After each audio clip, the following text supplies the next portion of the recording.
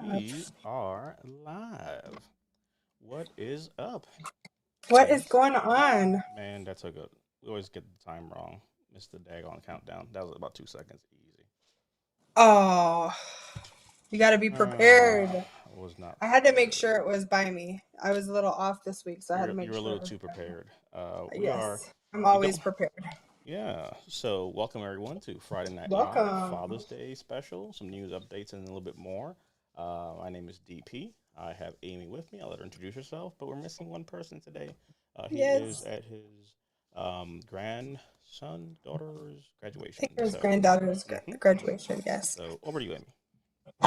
My name is Amy. I'm a disabled Air Force veteran, and I am happy to be here. And I'm super excited for tonight. We do miss Brian. It's never the same when we're all three not together, right, DP? That is the truth. But he is here with us in spirit. I'm excited about tonight because I actually was able to get my dad to come on. And so, um, those that know my dad know that that's a pretty big deal.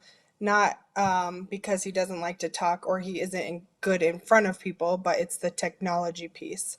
So, I'm sure my mom will be helping him on the side, but so I'm super excited. I've been doing this for a while, and I know I speak of my dad sometimes, but it'll be cool to actually have him on here with us.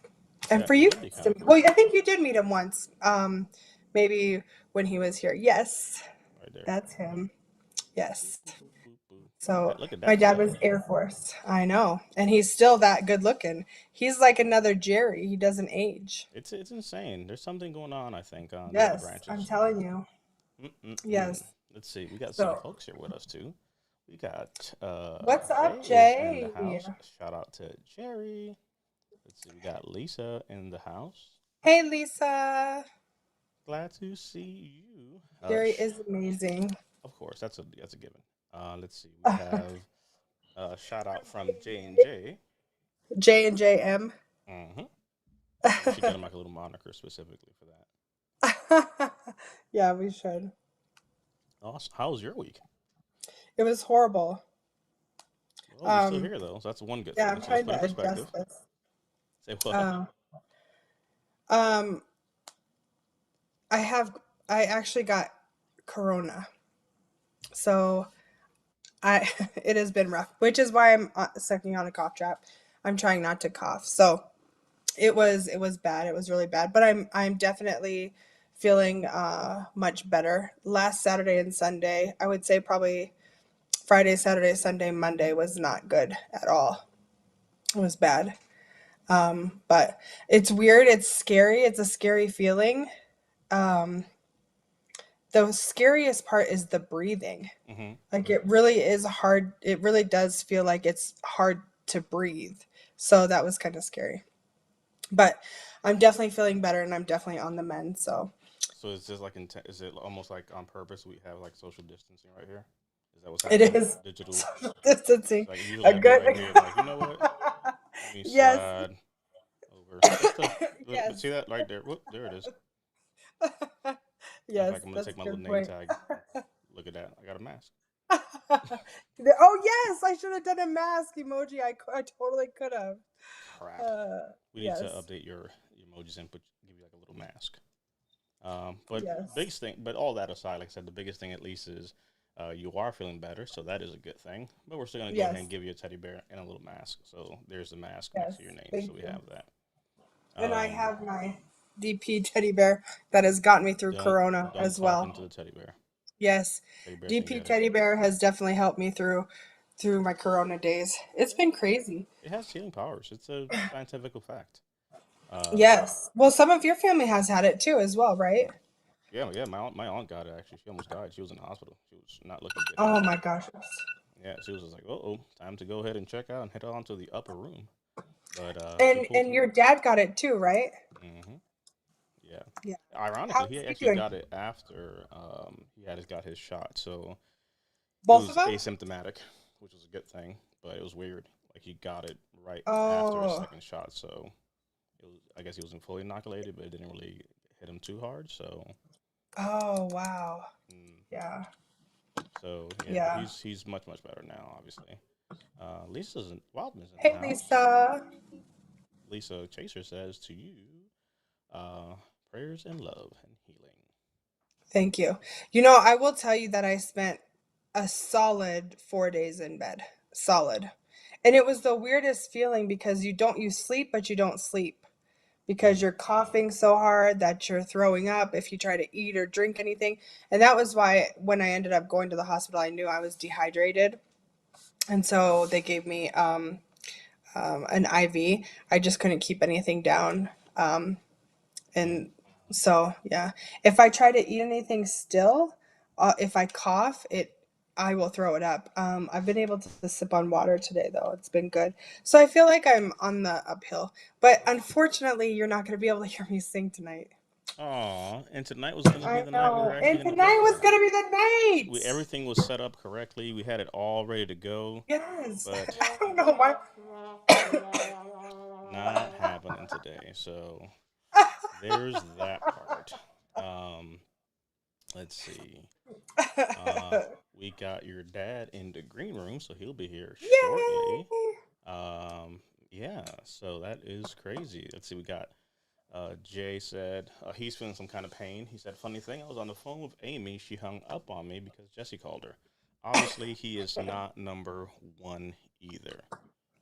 Mm, Sucks to be Jay.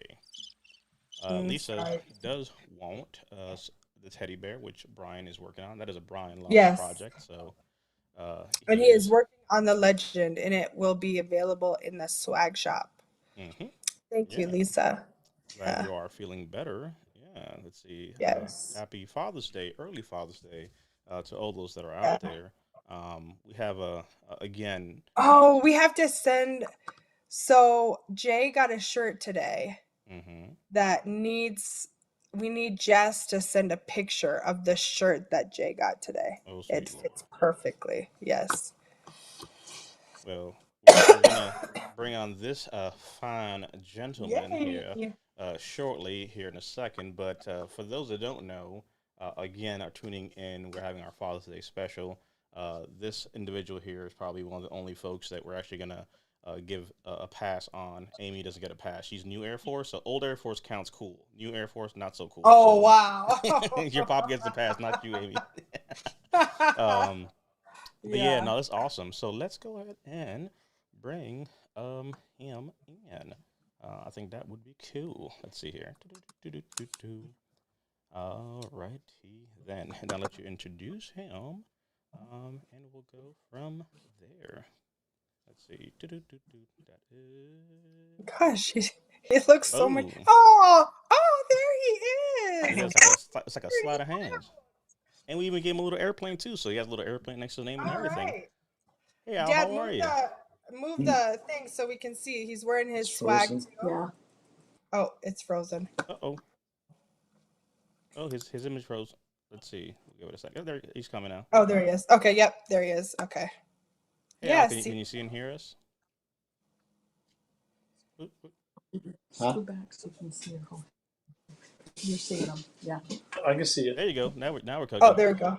Man, that is let's go ahead and move this name tag because that is a sweet shirt you got on there. And that is a Air sweet Force. hat too. Yeah, I know. It's pretty cool. Oh man, we're not You gonna see get it? well. Welcome to the show. Glad to have you here. That is a sweet shirt. Like I said, we give we saw your image of yourself back in the day rocking the old school Air Force, not the new school Air Force. So Amy doesn't get a pass, but you definitely get a pass. Not Amy though. But Amy, introduce Yeah. us to your pop, and then tell us a little bit about your service, and we'll kind of go from there. But happy early Father's Day. Yes, happy Father's Day. Thank Thanks for joining us. I was super excited when he said he'd be up for it. So, and props for getting on here. Mm-hmm. Um, So you see yes. Yeah. messages here, Al, that'll pop up above you. Yeah. So Jesse's one of our viewers right now saying Dad is representing the swag. Yes. Jay, the husband, who we're just talking about. So they're actually so we have a husband and wife tuning in. The inside joke is they're literally in the same room with different devices. So this is the wife, and this is the Yes. husband. We always make the wife's post come up first, and the husband can wait. So Jay Yes. says, "Happy Father's Day to you as well."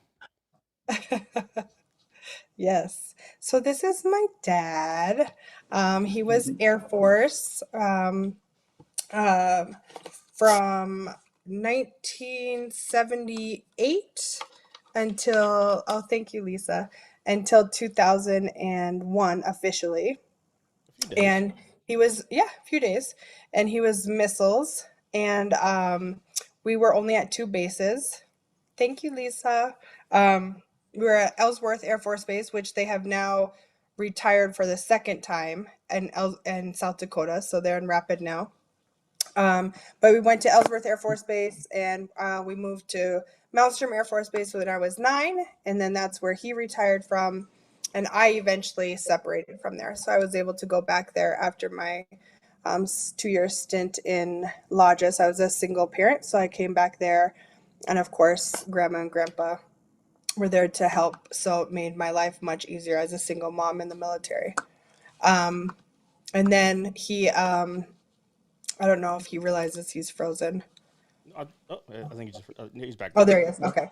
Um, so he was missile maintenance, but he did a lot of other things too. He does welding, so he had his own welding business for a while, and he's kind of the jack of all trades and does a little bit of everything.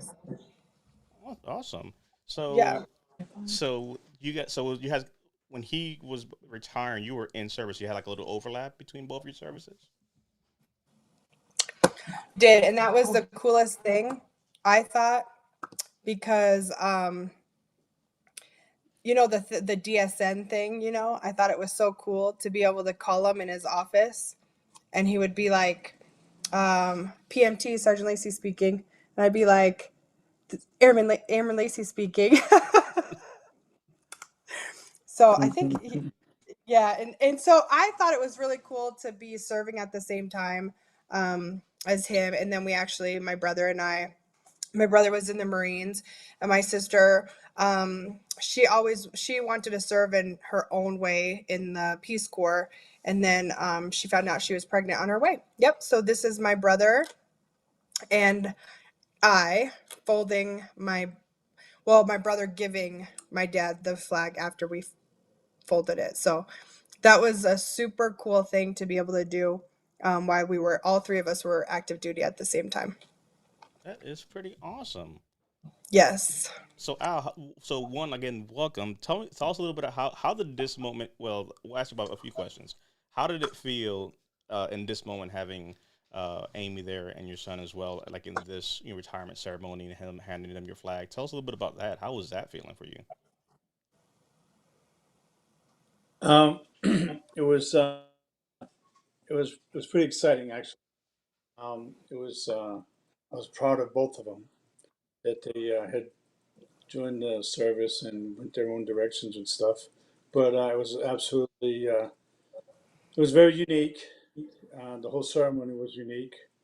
I didn't have I had a chief master sergeant retired me that I thought a lot of versus an officer. And but yeah, the whole experience was really cool. It was a wonderful day. It's one of my fond memories. And I think what's awesome also because of the fact that so here's another cool little image. So let me go ahead and talk to see what your thoughts are, Amy, on this image here. Oh yeah. What do we have over here?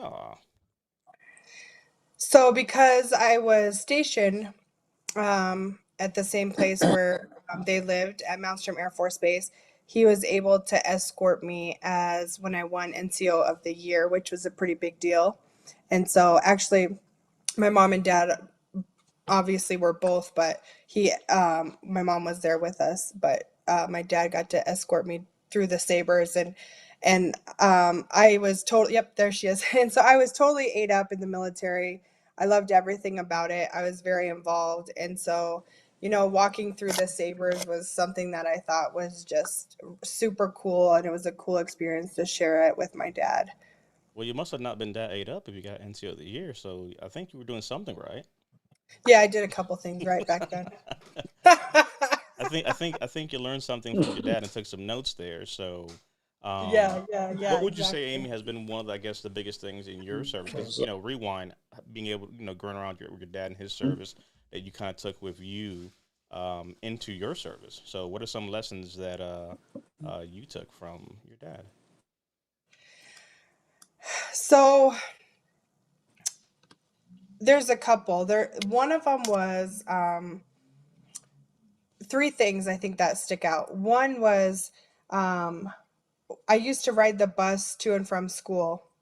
My dad always left super early in the morning. And one morning, I think he was running a little bit late and I was in high school. And I mean, for us it wasn't like a far walk. Like our kids now, we would never probably let them walk to the bus stop like we used to, but it was like right down the street. And so I was walking every morning. I would watch him every single morning. I would watch him. Oh, I would watch him shine his boots. Hmm. That was back in the day that I don't Let's switch it. know. There you go. Oh, um, that was back in the day where you shined your boots. My mom's trying to help him out. So every day I would watch him come downstairs and he would have his uniform hung on this armoire. And his uniform would be so starched. I remember hearing the crispness of him putting his arm in it. And Hmm. that was Like when you one took it, thing when Al, don't lie to us. So when you put your arm through your BDUs, pretty much it had that whole break in there. Like people don't know about that nowadays, but it would be so creased with so much starch. You put your hand through it, and it's like, Right. And yes, then yes, the outside of your sleeve would still be stuck together. right, yes, like the yes, very edge of it. So you just enough to Right. get your arm in there. So when you're walking by, it's like you're walking with blades almost on your arms. yes. Exactly. One thing that was kind of unique, we here in Rapid City at the time, um, I used to do my own uniforms, and then it got to be kind of a pain. But there was a place that opened up, and they used to do the uniforms in animal fat. Oh wow. So actually, yeah, so actually you could put that uniform on, and actually, I had a picture one time. Literally, it would stand up by itself against the wall, right? Oh But the wow. unique thing about is that being in maintenance and stuff, when you get stuff poured on you or spilled on you, it just repelled it and rolled right off. Hmm. And Oh actually, nice. that was an offshoot. That was an offshoot of a lot of the Western, the cowboys, like the rodeos, because they could fall in the dirt and roll around and stuff, and they still look pretty crisp. So Hmm. it's kind of cool. I No, didn't know that. I tell So, you, you definitely had, again, like we showed here, some swag for sure. Uh, and again, we're yeah, gonna put it side by side because some people watching now, we got some Marines in the yeah, building, so you know what they're gonna say. uh-huh. So we're go ahead and bring this image up here so they can look at it. Yes, we get it. Just the debate will always be open for who has the best uniform. That's not the focus here. Uh, but the fact of the matter is, back to like I said, having your kids in service and you being able to raise them while you were active duty and whatnot, and having to juggle a lot of things on your own. How was that for you during those times? Because you were in the 70s, 80s, late 70s, 80s, 90s. So you kind of saw the generational Hmm. changes of service. So for those watching, tell us a little bit about that, right? Because it's almost like three different eras. When you look at the 80s time frame, the 90s time Right. frame, you look at the 2000 time frame. So you kind of caught the end of the 70s, early 2000s. What would you say you saw? What are your views on that change over time? And some of the things that, regardless of time, just kind of remained during your tenure of service. Okay. So when I first came on active duty, I mean it was all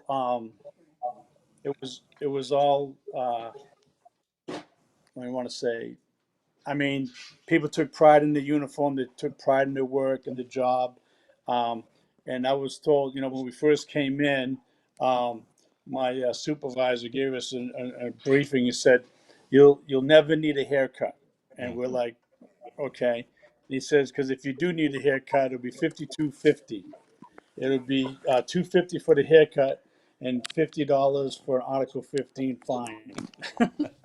So Oh, back in that era, you really, I mean, some people had to get told they need a haircut. For the most part, everybody kind of, you know, did what they're supposed to. They took pride in their work and went on. And over the years, as it went, um, I don't know. There seemed to be a little more lack of discipline, and not just with the troops coming in. Unfortunately, I had experience with a lot of the supervision became more of an 8 to 4 job, if you will, Hmm. and didn't really want to get into too much and hold people accountable because I don't know how that's going to affect my next stripe if I get Hmm. reported to social actions, et cetera, et cetera. So we went through that growing stage where, um, they'd pass it on to some of the older guys, if you will. We weren't really old that time, but it's like, you can do this, and so can do that, and they respect you, blah blah blah. And it was like, well, there's a reason for that. So we went through the growing pains of that, Hmm. and then towards the end of my career, unfortunately, very political. More mandating of you had to be a member of the NCO club, or you had to do this, or you had to do that, and mandatory. You had the mandatory formations, the rent a crowd, if you will, because it kind of lost a little bit over the years as far as the I don't know. I don't want to slam the whole thing as far as Hmm. professionalism, but maybe lack of interest or pride, maybe. Hmm. People. I mean, when I was coming up in the ranks and going, I mean, my era. I mean, we pretty much live, ate, and drank the military. I mean, Hmm. it was life, right? And it was pretty sad. I think it was at my 14th year. Um, we had line number, or maybe I put on E7. I don't remember, but they were downsizing, right? And so they came out, and I mean, from my perspective, and a lot of my counterparts, when you give so much into it, and really not expecting that, you just figured, you know what, I'm really going all out, and for to do the right thing, and keep up keep the head up, type stuff like that. But it hit me at 14 and a half years when we went to a briefing, my wife and I, and they're just going to separate you, and basically said, "Hey, you know what? We don't need you. We got X amount of people who need to get out. We're going to take volunteers. If you don't volunteer to get out, and we pull your number, you'll be separated. Mm. You'll get 2 years medical. You get a severance package, and you're going to go on your way, right?" And so, I was kind of ticked about that. And I had a young fella, young NCO in front of me that he broke down crying because he had 5 dependents that were legally blind. Oh wow. And the briefer said, you know what? Sorry. Yeah, you just got to deal with it. It's pretty So much when just I went numbers. down there, Your numbers up. You yeah, got to go. You stay. You go. exactly. Yep. So when I went down there, that's what they said. They said, hey, Sarge, you know what? You're just a number, and it doesn't matter. And that's when it hit me at 14 and a half years. It changed a lot of stuff. I was like, wow, right? Hmm. But we pressed on. And then towards the end, I mean, it was all good, right? I mean, we had some great times. It was great for our family. We learned a lot. We had friends that we still today we talk with them, and their family. They're Hmm. our family. So But I think Al, to that point though, to kind of just focus on that, I think it's interesting because of the change. And again, I like how you kind of ended that point there as far as it's just different times, like, and I guess you could probably, a good way to summarize would be from the 70s to the 2000s, it's like literally one extreme to the other. So you go yeah, it from a was. time where I'm sure it was like, look, you had wall to wall counselings, there was no Article 15. It Yep. was like, look, let me talk to you real quick in the back. We'll figure it out. And you come back, a little roughed up, but you learned your lesson. We Uh can't huh. obviously scale that. So eventually, the services start getting a little more, SOP-ish and manual this and Right. document that. But then you go to the extreme where now the whole gamut is not be good at your job, it's play the game Exactly. to get the check mark. So back in the day, you got Exactly. promoted because you knew your shit. You knew your shit. Right. Then eventually, you just It, learn how to game the system, which meant I'm not gonna get Airman Lacey. I don't want to but get her mad right. because she complains and comes back, and I gotta get my Yep. like. Wait a second, are we gonna lead people here or just get a Yeah. check mark? So again, Yeah. obviously, it's one of those kind of pendulums of you introduce something new, people go to the extreme, and it's like, okay, we've lost our way. Let's bring it back to some basics because we're losing essence. So it's almost like a moving target, that I'm sure you saw in the 70s and the 80s and the 90s, Yeah. kind of going back and forth. Well, to your point, DP, when I first I got into Great Falls, right? And I won't mention the gentleman's name, but he was a commander. He was kind of a little fella, but but he would fight at the drop of a hat, right? And so when I got there, we heard stories like, "Oh no, there ain't no kind of brief, there ain't no, discussion talking. Yeah, you're gonna go out back, and if he calls you out back, you're gonna give him a beating, or you're gonna get beaten." And I thought, yeah, whatever. And they sure did. I mean, I witnessed this before that they come up and they said, what? And they said, oh, Colonel so-and-so is going to teach Sergeant so-and-so a lesson. I'm like, Hmm. really? Yeah, Al, you got to see this. You're thinking, So everybody, you're thinking Al's going to be a PowerPoint class or some kind of, I'm hey, thinking, bring a chair. you No, know, we're talking I'm like, fisticuffs. so we come out there and actually everybody made a ring. They made a circle. And the colonel took his shirt off and stuff, and he Ain't told no him, rank get with in no here. shirt off. Yep. That was it.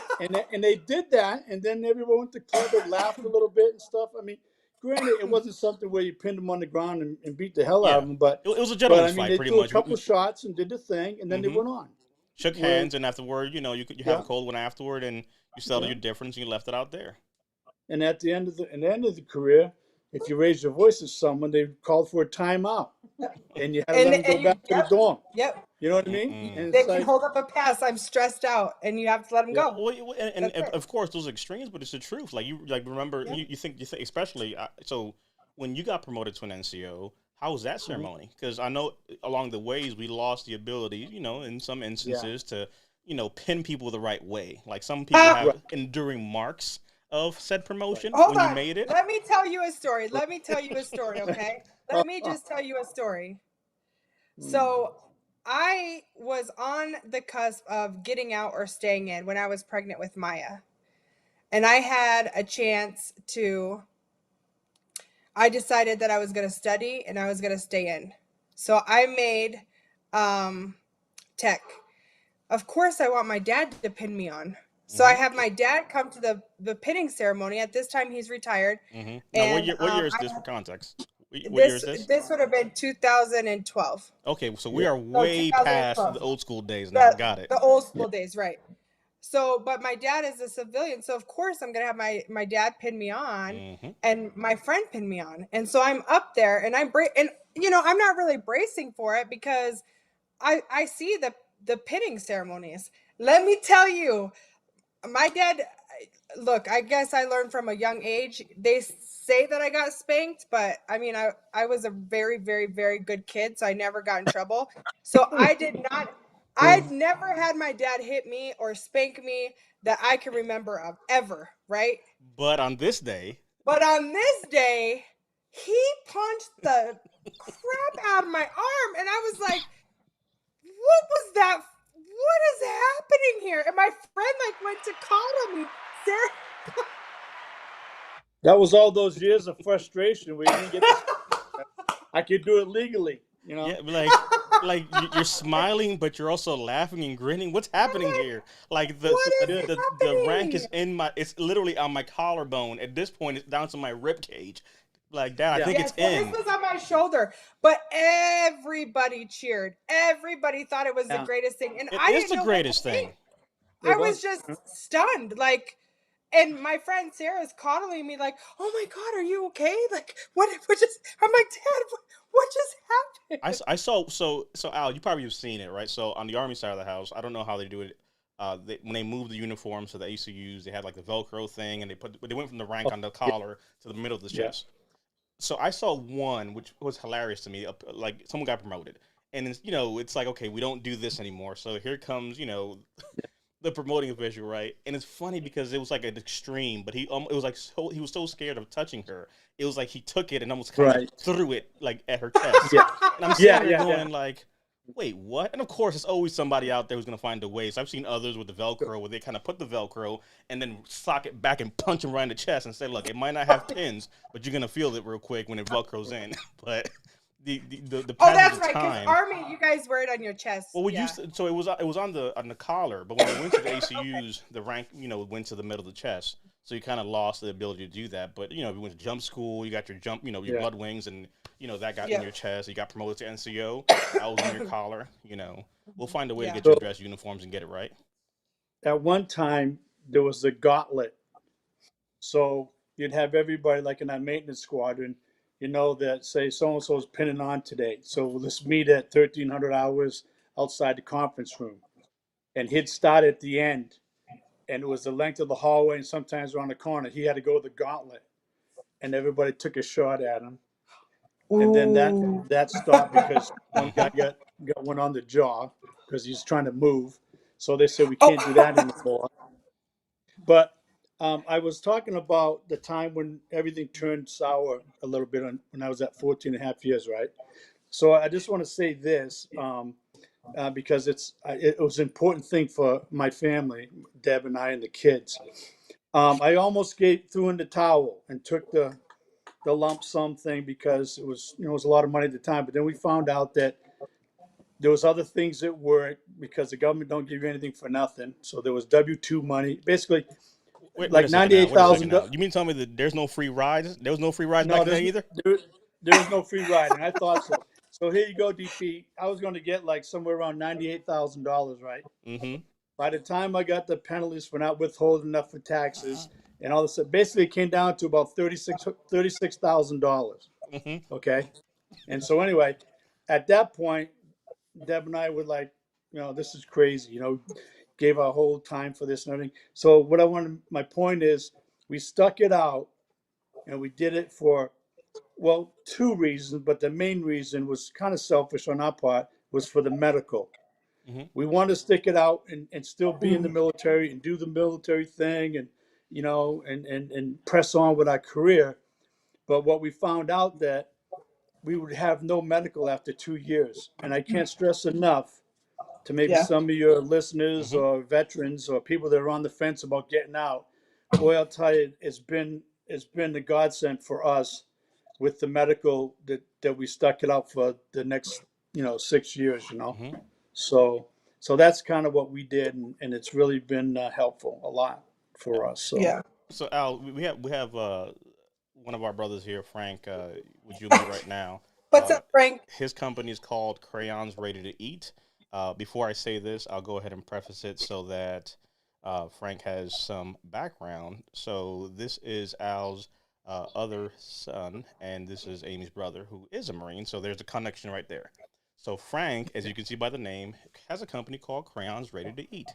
They are actually the first edible chocolate crayons, and they have wow. different flavors and colors. So literally now, Army and Marines alike, and all others can enjoy a chocolate crayon that's actually edible and it's not waxy. Some have complained though and say that this Yeah. whole chocolate taste is not right. I'm used to the waxy taste of crayons, but nonetheless, for those tuning in and kind of catching up, we have Al, Amy's dad, here with us for our Father's Day special, and talking about his service spanning from the late '70s to the early 2001s, and some of his experiences and being able to have some overlap with Amy, and then wrapping up here talking about Amy's promotion, which was.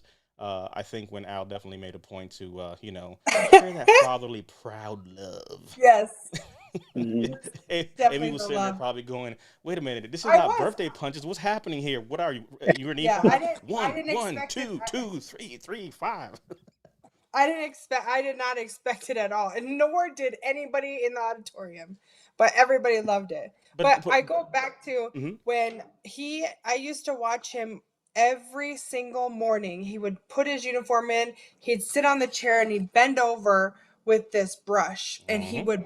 he would brush his boots, and his boots were always shiny. And it was just something you saw every day. People that when you watch your parents get ready for work, some people see them put on a suit and tie. I saw mine dad put on his uniform.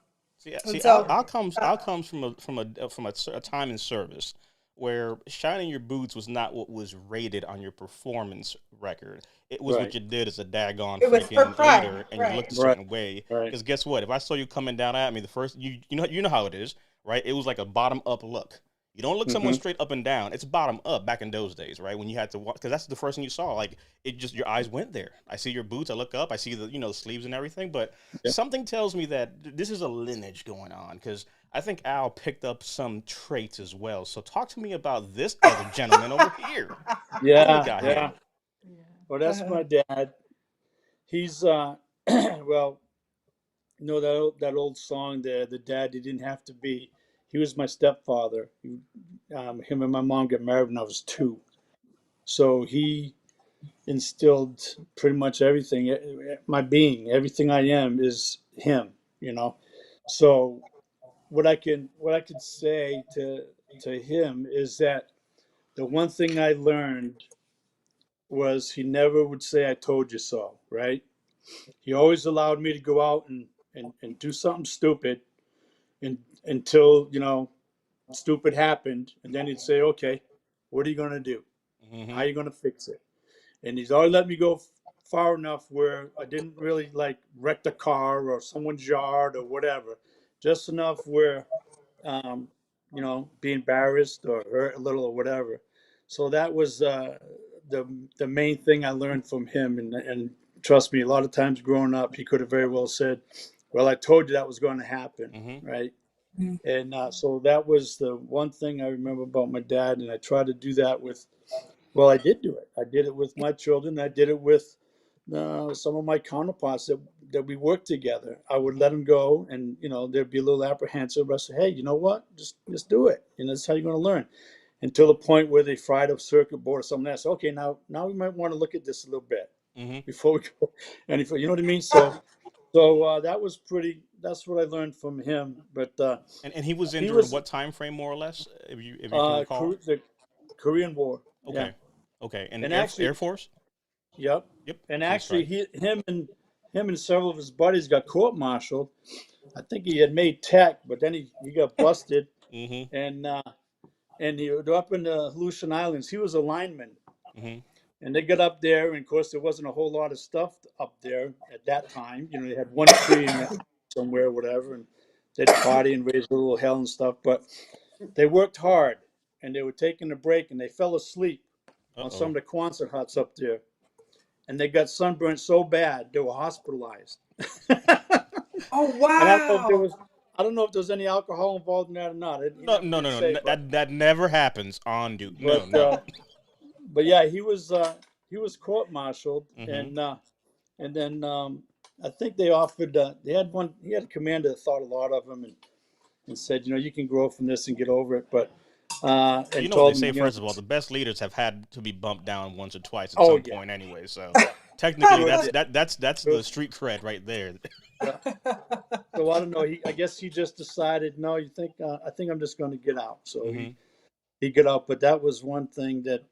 But yeah, he was a great person. Everybody loved him, and he was a very hard worker. I know things were tough when we were growing up. He married my mom, and we already had a few kids and stuff, and he always shared a story about he'd have to work 2 or 3 jobs, right? And my mom would work a job, and he told this story that one time he went to work, and he went in there and he wasn't feeling so good, and this guy's pounding on the urinal door, right? He's in the bathroom. He's pounding. Say, "Hey man, you gonna get out of there or whatever?" And my dad realized that he went in there and he slept on the toilet his entire shift. Oh Oh. my! Yeah, I'm yeah. sure someone had some sleepy legs. But you know what? To his credit, he went and got with the shop foreman and stuff and said, I'm going to have to quit. And they said, "No, you don't need to quit. We need to keep you." He goes, "No."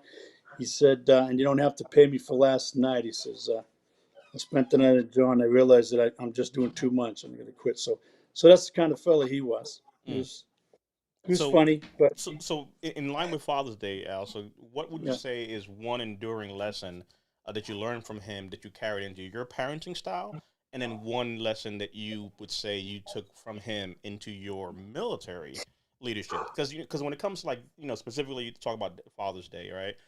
Obviously there's Right, things you've learned that you're passed on to your kids, but right, when you're in a leadership position, especially as you move up as a senior NCO, your junior troops, airmen, marines, they're almost like your kids to a degree, right? What I mean, you're not right, saying they're kids, but you're raising them in the ranks. So there's a parenting right, element there of, like, it wasn't, Hmm. and everybody has that. Everyone here has that one moment in their military career where it was like, you know what, if it wasn't for Sergeant so and so, this was the day where I was done for. And guess what? He right. pulled me to the side, or she pulled me to the side, and that was a teachable moment that we call leadership. But there was also that parenting. So it's a two-part question, right? What's something you took from your dad to your parenting style, and what's something you took from him to your leadership that you could say in service definitely came from the school of pops? Okay, I would say with the parenting side, I mean, he was just he like I said, he never would say "I told you so" and stuff like that. He let me go far enough where I didn't wreck things and stuff like that. But then one time he said, um, and he had always said, "Don't ever lie to me. Mm, Don't ever lie to me, and don't drink and drive." And I said, "Okay." And the one thing that sticks with me, my will until I die, I think it's probably the only time. And he said it didn't disappoint him, but I, I know I'd heard him a little bit. So we were out after one of our ball games, right, with some guys and hanging out. And of course, we went through the whole thing of, the underage drinking when, it wasn't a big deal at the time. The cops would come in, you go to the sand pit. And as long as you had a designated driver that wasn't drinking, you were good. So, and I did that. So I went, one time I went and I had a beer. Okay. And I was coming home. I was a driver. I had a beer and I was so tired from the ball game and stuff like that. While I was waiting for our buds to stash the beer behind the crooked fence or whatever, right? So we have it next weekend. I fell asleep mm, and I woke up at 2 o'clock in the morning. So I come home and I had a beer. I had a beer, right? And all I did, I came in there and I went to the bathroom and my mother was out there and she goes, "Albert," pounded on the door. And she goes, "You've been drinking?" And that was, me and my mom kind of would go back and forth. I said, "Yes, I've been drinking." And so my dad just looked at me and he says, "You know what, Al? You promised me you never do that, that you'd call me, you get a call." I said, "Dad, I had a beer." He goes, "It doesn't matter if you had one beer or 10 beers. You drank and you drove the car. mm, We'll talk about it tomorrow." And so that was a teachable moment there and I never forgot it. And I thought that it might have hurt him. I know it definitely hurt me that I let him down. mm, But the other thing when I brought on that he taught me from military wise that I try to bring on to the young troops that I worked with and stuff like that was integrity. He always said that you're only as good as your word, and I'm like, yeah, you're a teenager, like, yeah, whatever. And he goes, and what that means is your integrity. Nobody can take your integrity from you. You have to give it up. And what I mean by that is blah blah blah blah blah. And so I learned a lot, and so I started watching him, and he would say, there's good and bad in everything, every manager, every supervisor, every foreman. So you can learn from them. You can learn the bad that you don't want to repeat or you don't want to do. So learn from that, and also the good, and to take care of the people, and realize that they'll take care of you, right? mm. And so that's what I strive to do through my military and Hmm. bringing my kids up. And like you said, kids in the military, and lead by the example, right? So I had a young fella, and I'll share this real quick with you that Mhm. he's gone on to make major, and now he's retired, and he's a big deal in the defense kind of area. But I always let the guys work their schedule so they go to school. And I would tell them that, you guys got free will and I'll support you and do whatever. So I was really pushing this one fella because he was a pretty sharp kid and I knew he had a good future. And he came in my office one day and he says, "Can we have a talk?" And I said, "Sure." And he goes, "I mean, to talk, Mark to Al." And I said, "Sure." And he says, "Why are you pushing me so much about the school and doing whatever?" And I said, "Well, I think it's good. You got a good head on your shoulders, and you're young, and I think you got a good future, and you ought to try to get your degree." And he says, "Well, you're all about leading by example, right, boss?" I said, "Yeah." And he says, "Well, how come you're not pursuing your degree?" He Mm. says, "I know you're close." And I said, "Yeah, I'm pretty close." And he goes, "So you're supposed to lead by example." So I turned it around on him. I said, "Well, I'm your bad example. So go and roll." And we'll fast forward that many years, right? Deb and I were in New Hampshire in our backyard in the campfire, and he calls me from Afghanistan, and he made major. Mm. Yeah. you, So you you don't make that switch over to the officer side had he not done that thing. And again, those little moments there, which I think it's amazing. Obviously, you said you captured a lot, and we could sit here and talk about the leadership school of yeah, this talks about this, and the business school. Now, the School of Hard right. Knocks is where these books were written from. So let's get that straight. Yeah. Sometimes I think people miss that a lot of these books are capturing information that people have lived and learned the real Right. way. So, Amy, to you, same question. What are some things that you learned from your dad that you passed on to your parenting style, and some things you took into service? No. Um, so a couple things. I think first of all, one is integrity. I have to say. So when I used to watch my dad do that with his uniform, and then I remember I remember he was at. I was walking. This is the story I was telling earlier. I was walking to the bus stop. He was a little bit late. He saw me walking, and he picked me up and he said, "Hey, Aim, get in the truck. I'll drop you off at school." And I was like, "Oh, no, no, no, it's okay, Dad." He's like, "No, no, I don't mind." And from that day forward until I could drive, he took me to school every day. And I remember, I am happy. I'm glad he's here. I remember being so proud of I wanted everybody to see my dad in uniform. Like I felt so proud that he was in the military, and it was so unique, and it seemed like such a huge deal. Like I thought I was like on top of the world if he ever had to come into school, with his uniform on, because he always looked so sharp. And so I think that when I went into the military, one 4th of July when we were at Ellsworth Air Force Base, I was on his shoulders and we were watching the fireworks, and God Bless America came on, and tears started rolling down his cheeks. Never seen my dad cry before. And I remember thinking to myself, why is my dad crying right now? Like, we're happy, right? We're happy. And so it wasn't until I was in Warrior Week that, and I know I've told this story before, that when we transitioned from trainees to airmen, that I realized why that song made me cry, because it was like everything. It was like, wow, like you have crossed over, what the flag means, what this means to serve your country. I signed up to serve my country. Like I signed up to do something bigger than myself.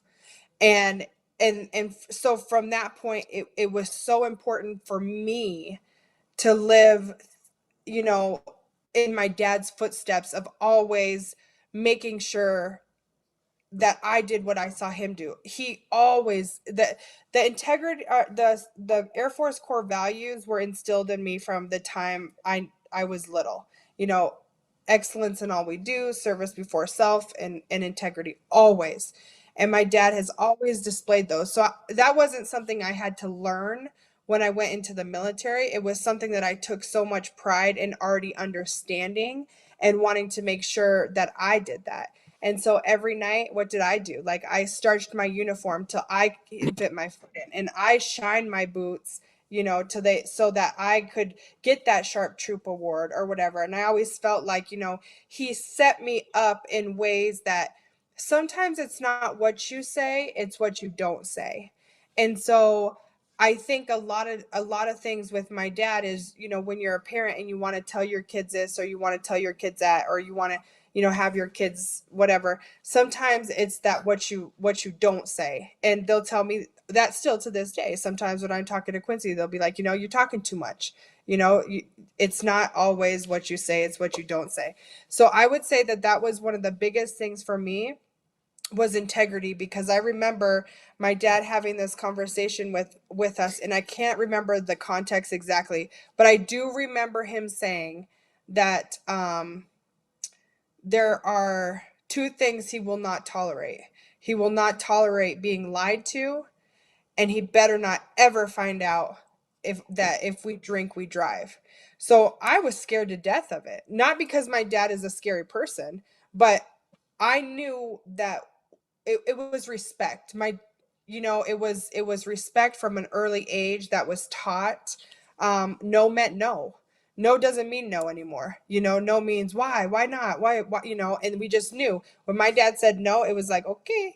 And we turn around and we go the other direction. No meant no. So I think, it all comes down to respecting that authority, and, leading by example. And my dad always led by example. And so another story that I tell that means a lot to me about my Right. dad, Hmm. We're talking about the uniform, is so look at the sharpness, people. Now, yeah, hello. please, sharpness.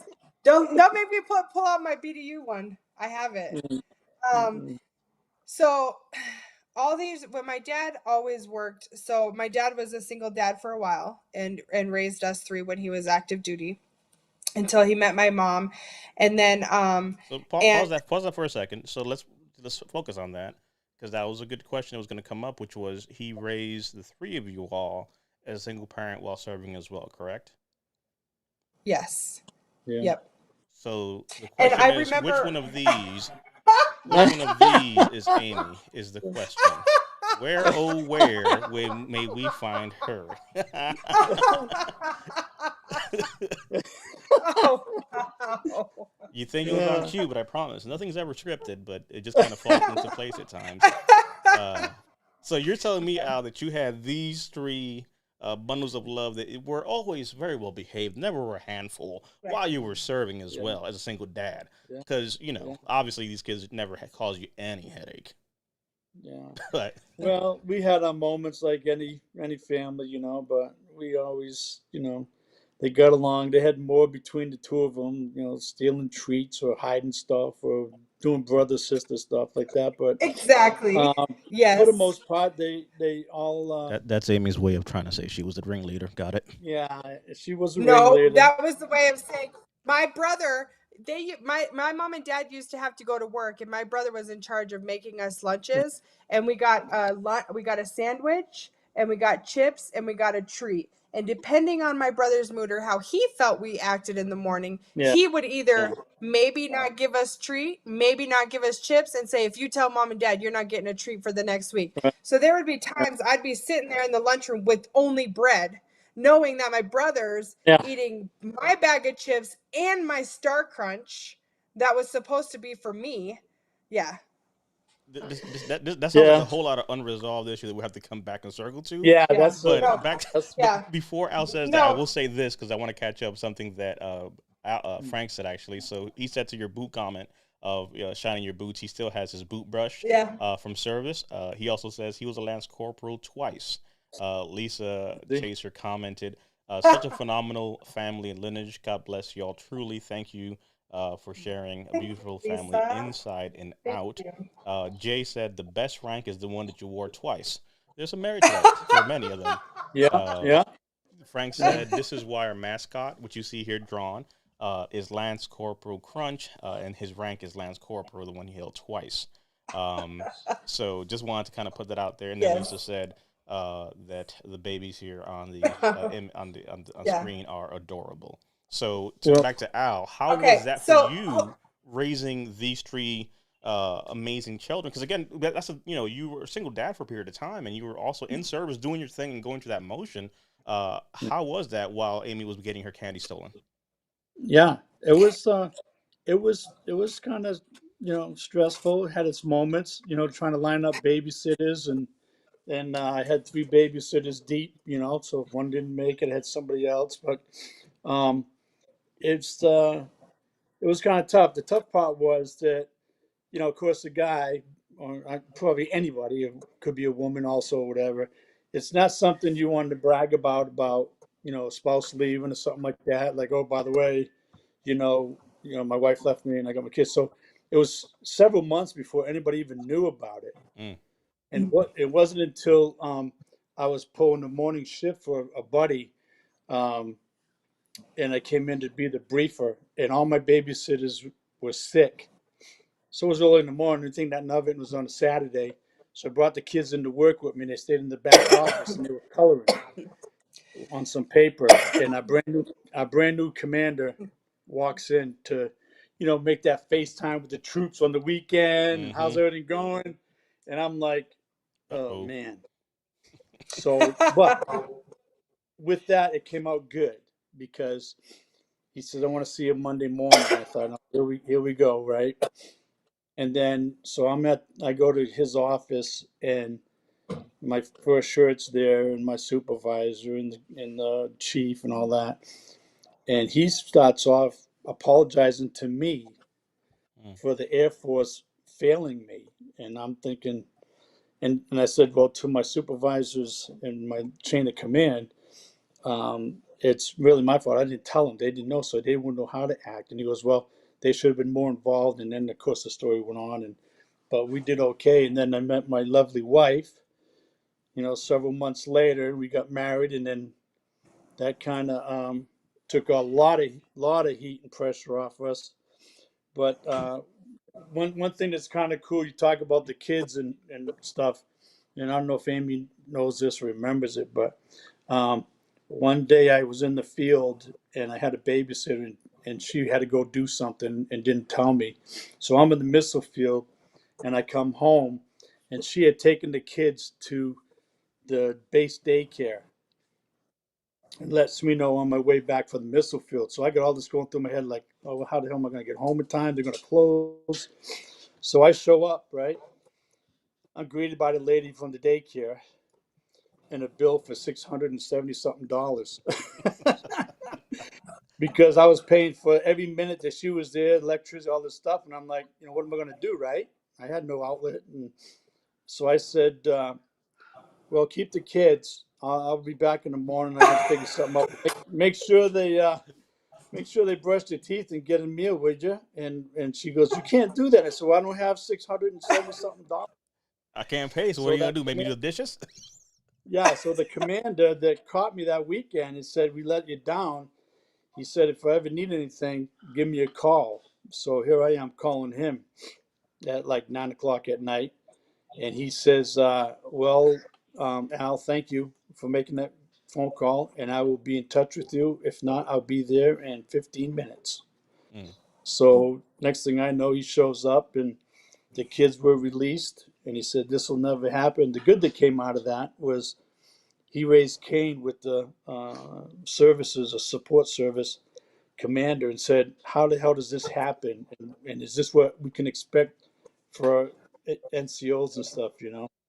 So they meant enough that, I went out on a limb. I was going to try to get $670 to get their freedom. But anyway. So for those that may have missed it, so Amy did spend or did not spend the night at the daycare, just for No, context. she No. didn't. She Crap. was And about, he would not about have 9 let me o'clock. anyways. He would not have let me anyways. But what I No. do remember, and there's not a time that I look at a SpaghettiOs can that I don't think about this. I remember my dad being so tired from coming home, and he would have us fed and he would do the whole routine with us, and you could just tell he was so tired. And that when he would make us whatever he made us for dinner, he would literally sit there and open a can of SpaghettiOs cold, and he would eat the can of SpaghettiOs cold. And to this day, not a day goes by that I don't think about that when I see that. When I Is see, there another way to eat them? Just oh asking for a well, friend. You're supposed to heat um, these things up because they're pretty much good to go. Yeah. Like Yeah. MREs, you just open them up and go to town. Nobody warms that crap Exactly well, up. right. we know how I feel about MRE, so we won't go there. So, but I think another thing I would tell so I definitely would say that integrity, for sure. And there's been times that, I remember when my brother was going through his divorce, and he would tell me, man, Dad has always told us. I've always tried to do what Dad told us. He's always told us, do the right thing and it's going to come around, but it's not going to come around when you expect it to come around. Time, will tell, but do the right thing, do the right thing. And he would always tell us this. And Albert was saying, like, I could not do the right thing and make this so much easier and so much cheaper for myself. And Mm. he's like, but he stuck with it and everything worked out. And so, DP is pretty well aware of like struggles that I've had in my situations, and especially as of late, that, and I always think about that, do the right thing, do the right thing. And it's hard sometimes. It's hard to do the right thing when sometimes it can be so easy to be like, you know what? Let me act how you're acting and let's see who wins, Mhm. right? But it's small victories for me in the sense where it comes back to, yes, integrity. And I will tell you that, for me, that's been one of the number one things that I will say, that I learned from my dad that means the most to me, because I watched him practice it. And I watched him do it. Because, you can say it all day long, but if you don't do it, when people are watching, they know that you're full of it.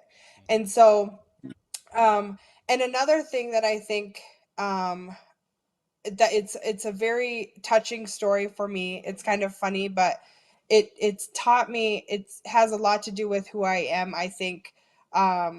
Too is and one of the similarities that you and my dad have is DP's favorite quote is from Maya Angelou.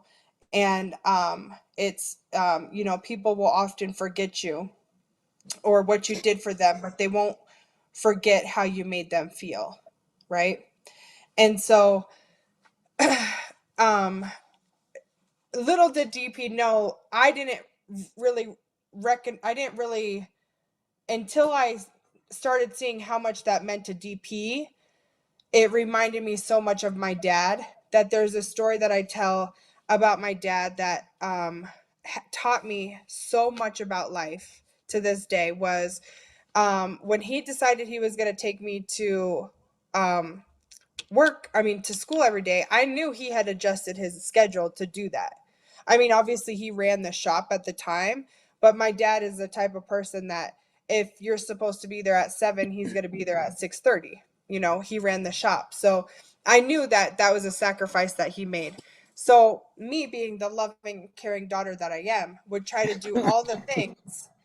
I would try to do Mhm. all the things that I could to try to make it easier for him in a way. And so I would make his, you know, tea in the morning, um, and I'd make his lunch, and I would make his lunch how we made our lunches. You know, you got a sandwich, a bologna sandwich, and you had snack, chips, and a treat.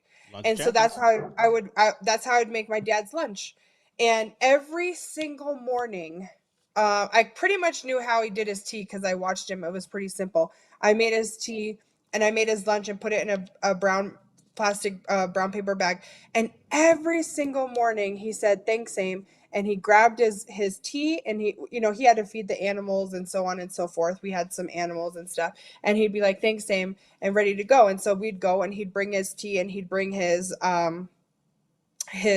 brown paper lunch bag. And one day my mom said to me, "Hey, Aim, why don't you call out, ask your dad if he's hungry, if he wants something to eat."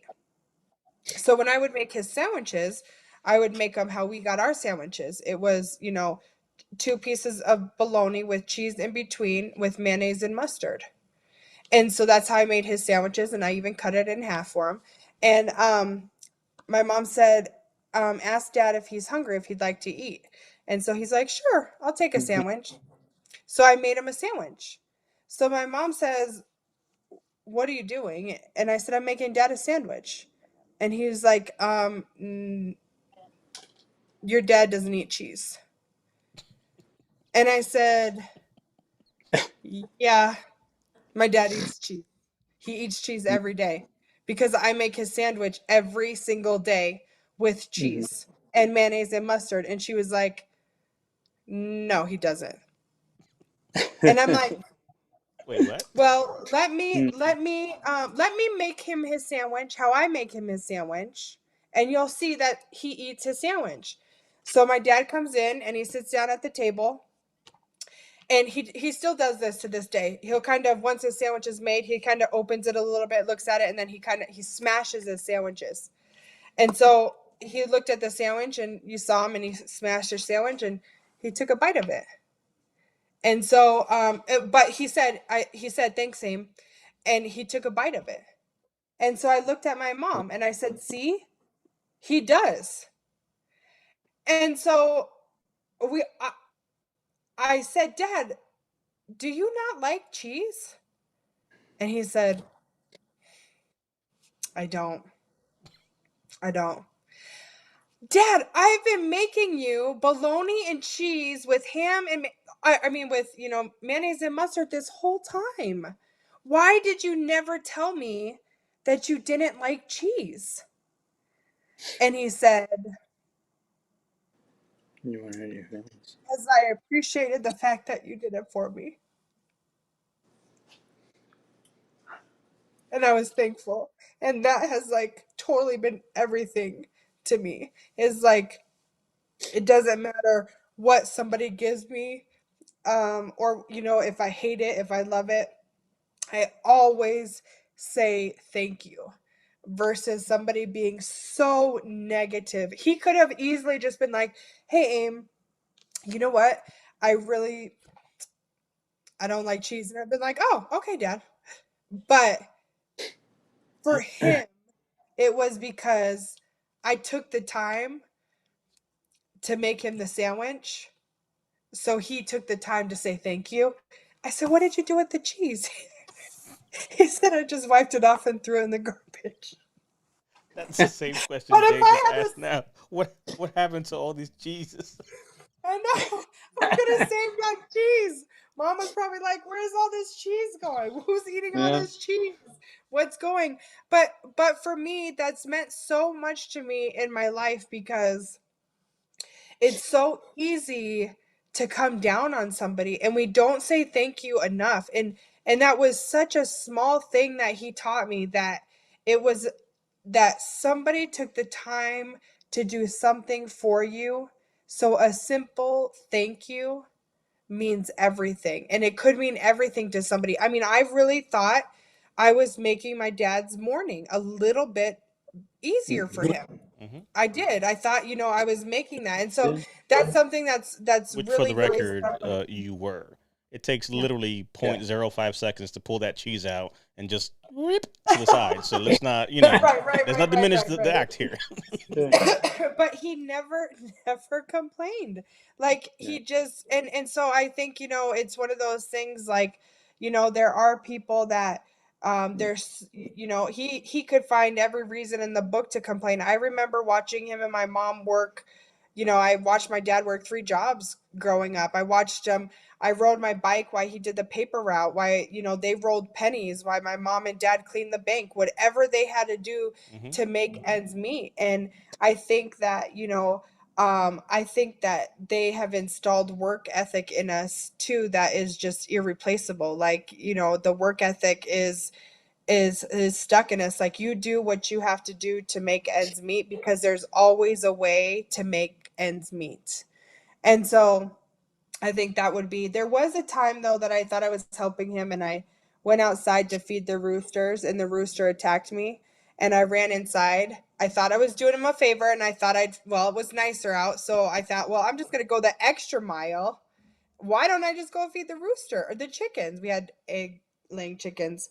And the rooster attacked me and I had green shorts on and I had these scratches on my leg and I run in and I knew my dad was going to be getting ready and I run in. I'm like, Dad, and I was panicking. He's like, "What's going on?" And I was like, "That rooster attacked me." And he's like, "Amy, that rooster did not attack you." I'm like, "Dad, look at my legs. That rooster attacked me. I couldn't even go in and feed him."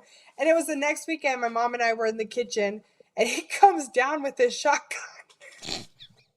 And my mom is like, "Al, what are you doing?" I'm like, "What's happening?" And he was like, I won't say what he called the rooster, but Hmm. that Dinner. rooster attacked me, and that rooster was then dead. Well, it's, sometimes you gotta get to the Yeah. eat. But I think there's something. So one thing cool here, Al, and we kind of showed it here again with your retirement ceremony. That I also want to highlight is, we see obviously your kids are small and in service, and your daughter also, I believe, went on to do some pretty amazing things on her side of the house, teaching and doing some stuff over Yeah. there. Yes, she is. So again, it's just in a variety of different ways that you've done some stuff. So she actually sent us a little voice clip for you, good sir. So Oh let me boy. play that for you. Yeah. Happy Father's Day. Thank you so much for instilling a strong moral compass and a good work ethic. Love you. And Huh. you know, you one of the biggest things, at least from my side, hearing your story is giving your kids obviously the chance to kind of find their own way, right? Back to your dad's kind of thing, like, hey, look, I'm that thing's hot. You'll learn. Life has a weird way of kind of teaching you the bumper rails of life, and seeing which way your son went, your daughter went that way, Amy on her side of the house, and in turn, we also had the pleasure, those that are watching, know your grandson, Quincy. So we interviewed him as well. Um, and he was able to actually talk about some of the biggest thing when I asked him what was one of his biggest takeaways from his mom. And integrity was one of those things that he kind of brought up as far as like the values piece of, no matter, and again, boys will be boys and you do Yeah. some dumb stuff. But one thing I can say from my side is that, integrity really kind of trickled down from grandpa to you, to Amy, to him. Because I'll tell you, as a 17-year-old kid, 18-year-old kid, some of the things that he has voluntarily fessed up to doing, I would surely have not probably. But that goes to the point of saying, hey, no matter how dumb a situation, no matter what Yeah. thing you did, be clean, come clean with it, right? Because Right. you win nothing by trying to cover something and, having integrity to say, hey, look, you do the right thing when no one's looking, right? That's an old school value there. Yes. And I think that's really something that kind of came through the lineage. So even, with your fine grandson, Quincy, we've met and we interviewed him as well. Uh, Fine young kid. Again, congrats to him on his graduation. But, that's something that's really trickled down. So a question to you, Al, is how does it make you feel, as far as, in hindsight? Because again, there's ups and downs and all types of things. But obviously you took lessons from your dad. You pass some of those Yeah. things to Amy. Now as a grandpa, you see some of those things kind of carrying over on that side. What would be, one, how does that make you feel is the first question. And then two, what would you say, and this is kind of a loaded question. So, what would you say to someone out there who may be listening to this, whether now live or on a replay, who maybe never got a chance to hear the sacrifices that as parents we do? And I say that to say that sometimes it's one of those things of like, Dad, you weren't there for me. You don't understand. It's like, you don't understand. I was in the ways that maybe you didn't notice that. And for many people who may be watching, they don't have the opportunity to have this conversation because maybe you never had that closure. You never had that talk. And I think there's a universal message, right, of your father, you, my, all the combined. There's a certain work ethic and, love and how we do certain things as men. What would you say for someone out there who maybe never got the chance to ask their dad why they did the things that they did? Because the sad part is in our space specifically, for a fact, some dads did not come back. Some, folks went to Vietnam and didn't come Right. back. Folks went Right. to the Gulf, did not come back. Some people went to Iraq, did not come back, and so on and so on. And a lot of unresolvedness of, hey, that your dad did a thing, but they didn't come back, or maybe you didn't have that closure. Um, what would you say? One is a pride that you feel as a dad, and something that you wish you could have said maybe in the moment that today, granted, you can. But for those out there, as far as, hey, maybe, we may have missed a recital, we may have missed a certain event, maybe we're deployed or on tour or whatever.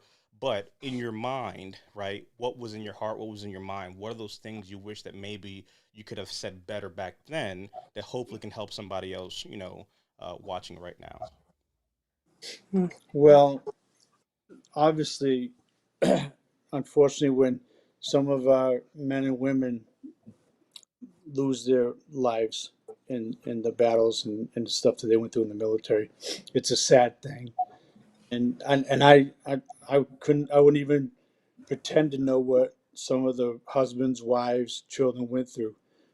But I would say maybe before it just festers and they hold everything in and start to form opinions and be hatred about stuff, where maybe the war, the government, whatever, and not really having a complete understanding of it, that maybe they need to maybe reach out to some people that may have served with them, maybe learn more of some of the stuff that maybe could have been shared that wasn't shared, but actually just go and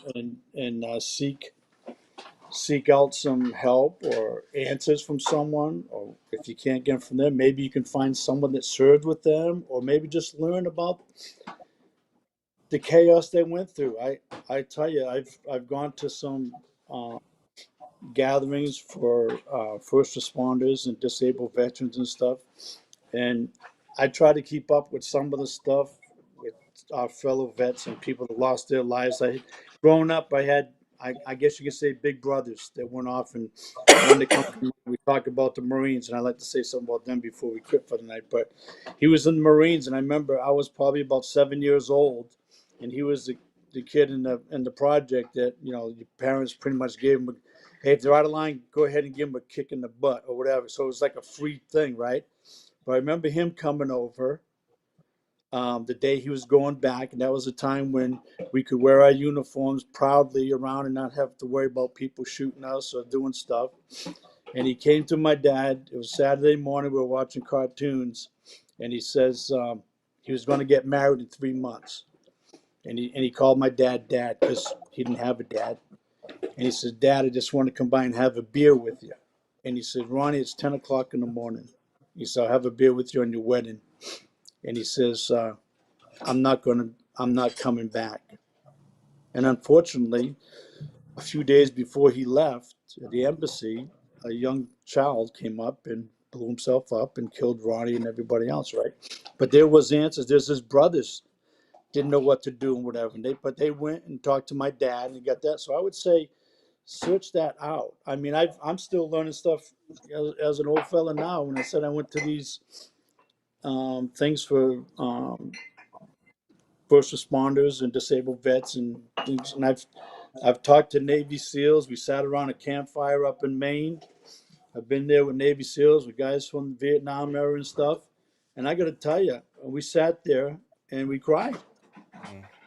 because they have no idea. I mean, you have a fellow that's living his whole life, his whole adult life, because he shot at a kid to protect his platoon, and the kid blew up. And then, Yeah. what do you do? I mean, people are trying to take their lives and stuff, but they go get help. They talk to people that may have been there or could have done stuff, maybe.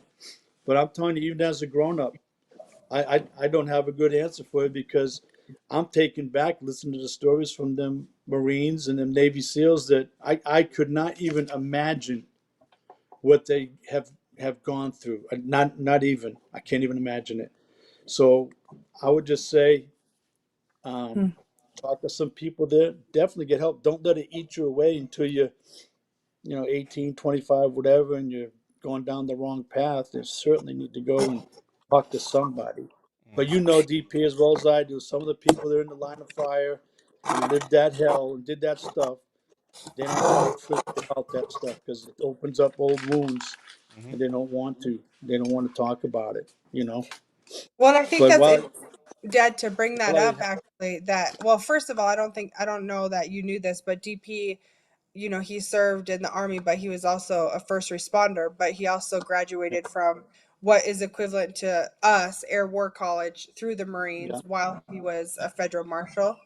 And so he's done a little bit of all of that. But I think it'd be interesting to talk about that group that you joined, because I remember you coming home and talking about those stories and just being beside yourself by, and I remember you talking about just sitting there and just holding space. And that's something that DP talks about a lot of times, that sometimes these Friday nights, we might just have Sarah or Lisa or the Jays on or whatever, but we're just holding space with somebody that just needs somebody to talk to, or somebody that was, that needs somebody that doesn't have anybody to talk to at the end of the night, that's sitting in a room yeah that's all by themselves.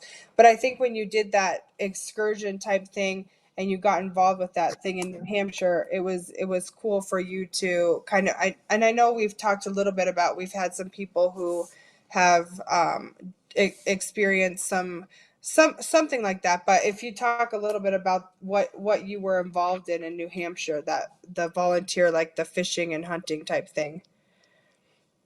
yeah. Um, you know, we kind of dog on one another, like Air Force and Army and Marines and this and that and stuff, right? I can't attest to. I didn't have much workings with Army people. A little bit with Navy and some. I talked with a few SEALs that shared a lot of stuff. But I got to say, I've had firsthand with the Marine Corps, and I got to tell you, when I went to our son's graduation, and not to take anything away from the other services, but I got to tell you, when I see a gentleman that was, oh my word, he had to be well into his 80s, I'm thinking, that wore that uniform so proudly and in such, you know, just condition, he's sharp. I mean, it looked like he could have been a gunny sergeant or something, but obviously he was older. And to watch them come in and before they go into the store, checking their gig line, looking in the mirror, wiping their shoes. Mm-hmm. But to watch what they go through the crucibles and all that, and me being in the audience with some other Air Force people, I was actually embarrassed. I really was. First time in my career, I sat there and I saw some of the guys that just did not present themselves well as a military member, or even the uniforms. I was embarrassed, and I got to say kudos. I'm grateful. I told my wife that day when I saw that general. First of all, you couldn't tell if they were officers or senior NCOs or whatever, because they always toted a bag and they had a rifle and they all ran, and I was like, wow, not like some other things, right? So without diminishing any of the other branches of the service, I'm grateful for the Marine Corps and what they've done, as well as the other. But I witnessed it with them.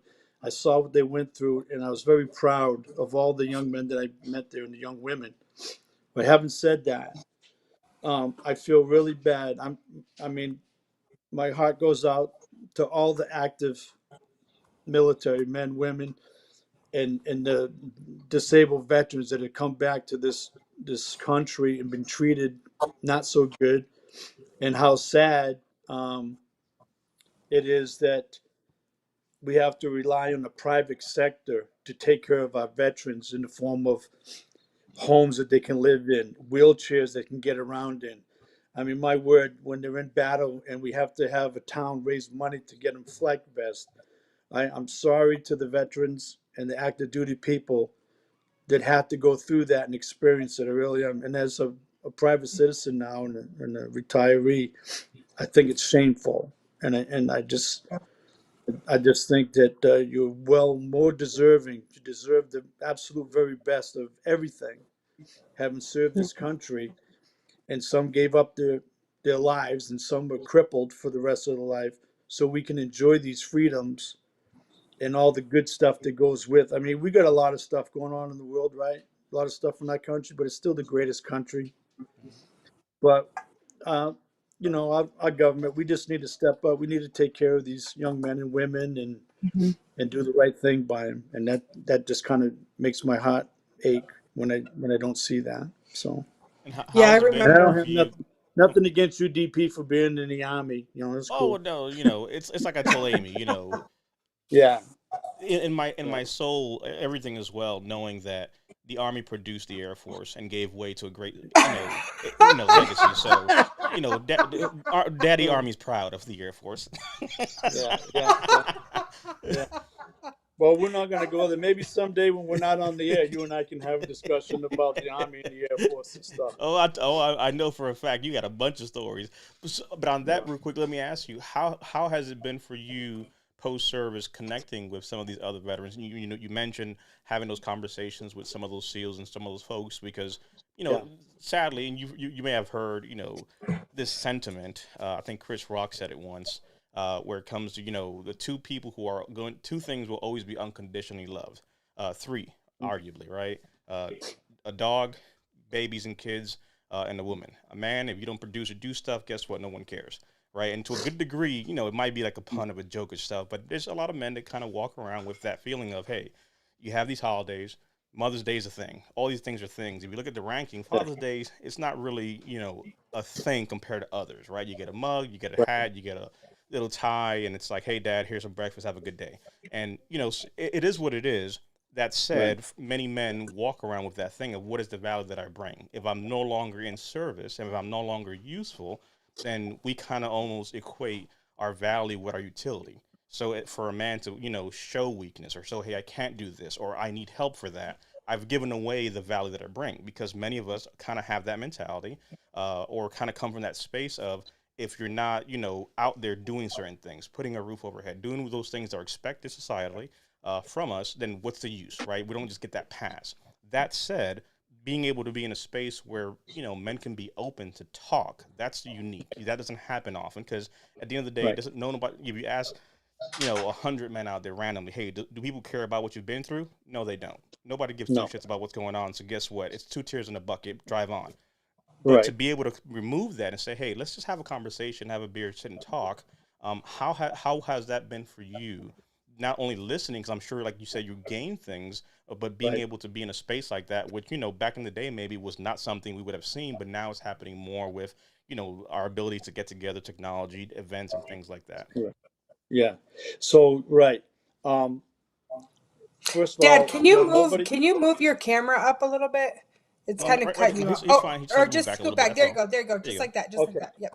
So here's Al Lace's philosophy. Okay. Um, nobody cares about the police officer, the firefighter, the military until they need them. For that matter, I'll interject Jesus Christ. go. Nobody gets down on bended knee and does it until they need something. A loved one's sick, they're in the hospital, whatever, and it's like, please let them come through this, and I'm going to go Mm-hmm. to church, I'll do whatever, right? And then when it's all done, they go on their way. Mm-hmm. Just like we do with firefighters and police officers, what we're experiencing now, right? With police officers. People saying, no, we need them, and other people, no, we don't want them. But anyway, so to your point about the value with the guys, like we said before, a lot of people when they go through these things, and you've probably gone through some of your own self, right? That we sat there around the campfire and I'm listening to these guys' stories, which normally to me was new because people always told me nobody ever talks about that. They don't want to talk about it. And I get that. But we're catching on now with PTSD and all that. We're getting smarter versus World War One and Two when the veterans came home with PTSD, but everybody kind of thought they're just drunks. They're alcoholics. They're just a drunk. They can't hold a job. They can just, but they didn't know what they went through in that war, right? And so they turned to the alcohol because somehow they find a relief in the pain. They got drunk for a while and they forgot about it, right? So now, fast forward, to these modern day things, and like you said, technology, people talking. I think they're more open to discussing it and realizing that it helps them to talk about it. So around the campfire, everybody's telling the story, and I'm sitting there thinking, man, where do I fit in? I'm a missile mechanic. I never been overseas. I never, shot anybody or been in a real threatening thing, just like these guys have. And they said, Al, everybody's got a story. You got a story. We can learn from you. You tell us, maybe it wasn't on the battlefield, but maybe something happened with whatever. And so I guess that's what I found out that, even where we might look at something and it wasn't a big deal, but really it was a big deal because a lot of that stuff I held back and I didn't talk about it. And I can tell you that I can walk into a room with veterans and feel at home. I've had issues just relating to my family, my immediate family, brothers, sisters, mom, dad, because they don't have a clue. They don't have a clue what you go through or what we go through. And never did I feel more comfortable and stuff than when I got with other vets because we have a common core of stuff, right? We love our country, we So love our flag. what you're talking about is what the thing that you did in New Hampshire, right? Yeah. Is that what you're referring to? The New Yep. Hampshire, what was that you did? Went up to Maine. It was a camp. They hunt and fish and stuff But it was for exclusively for vets, right?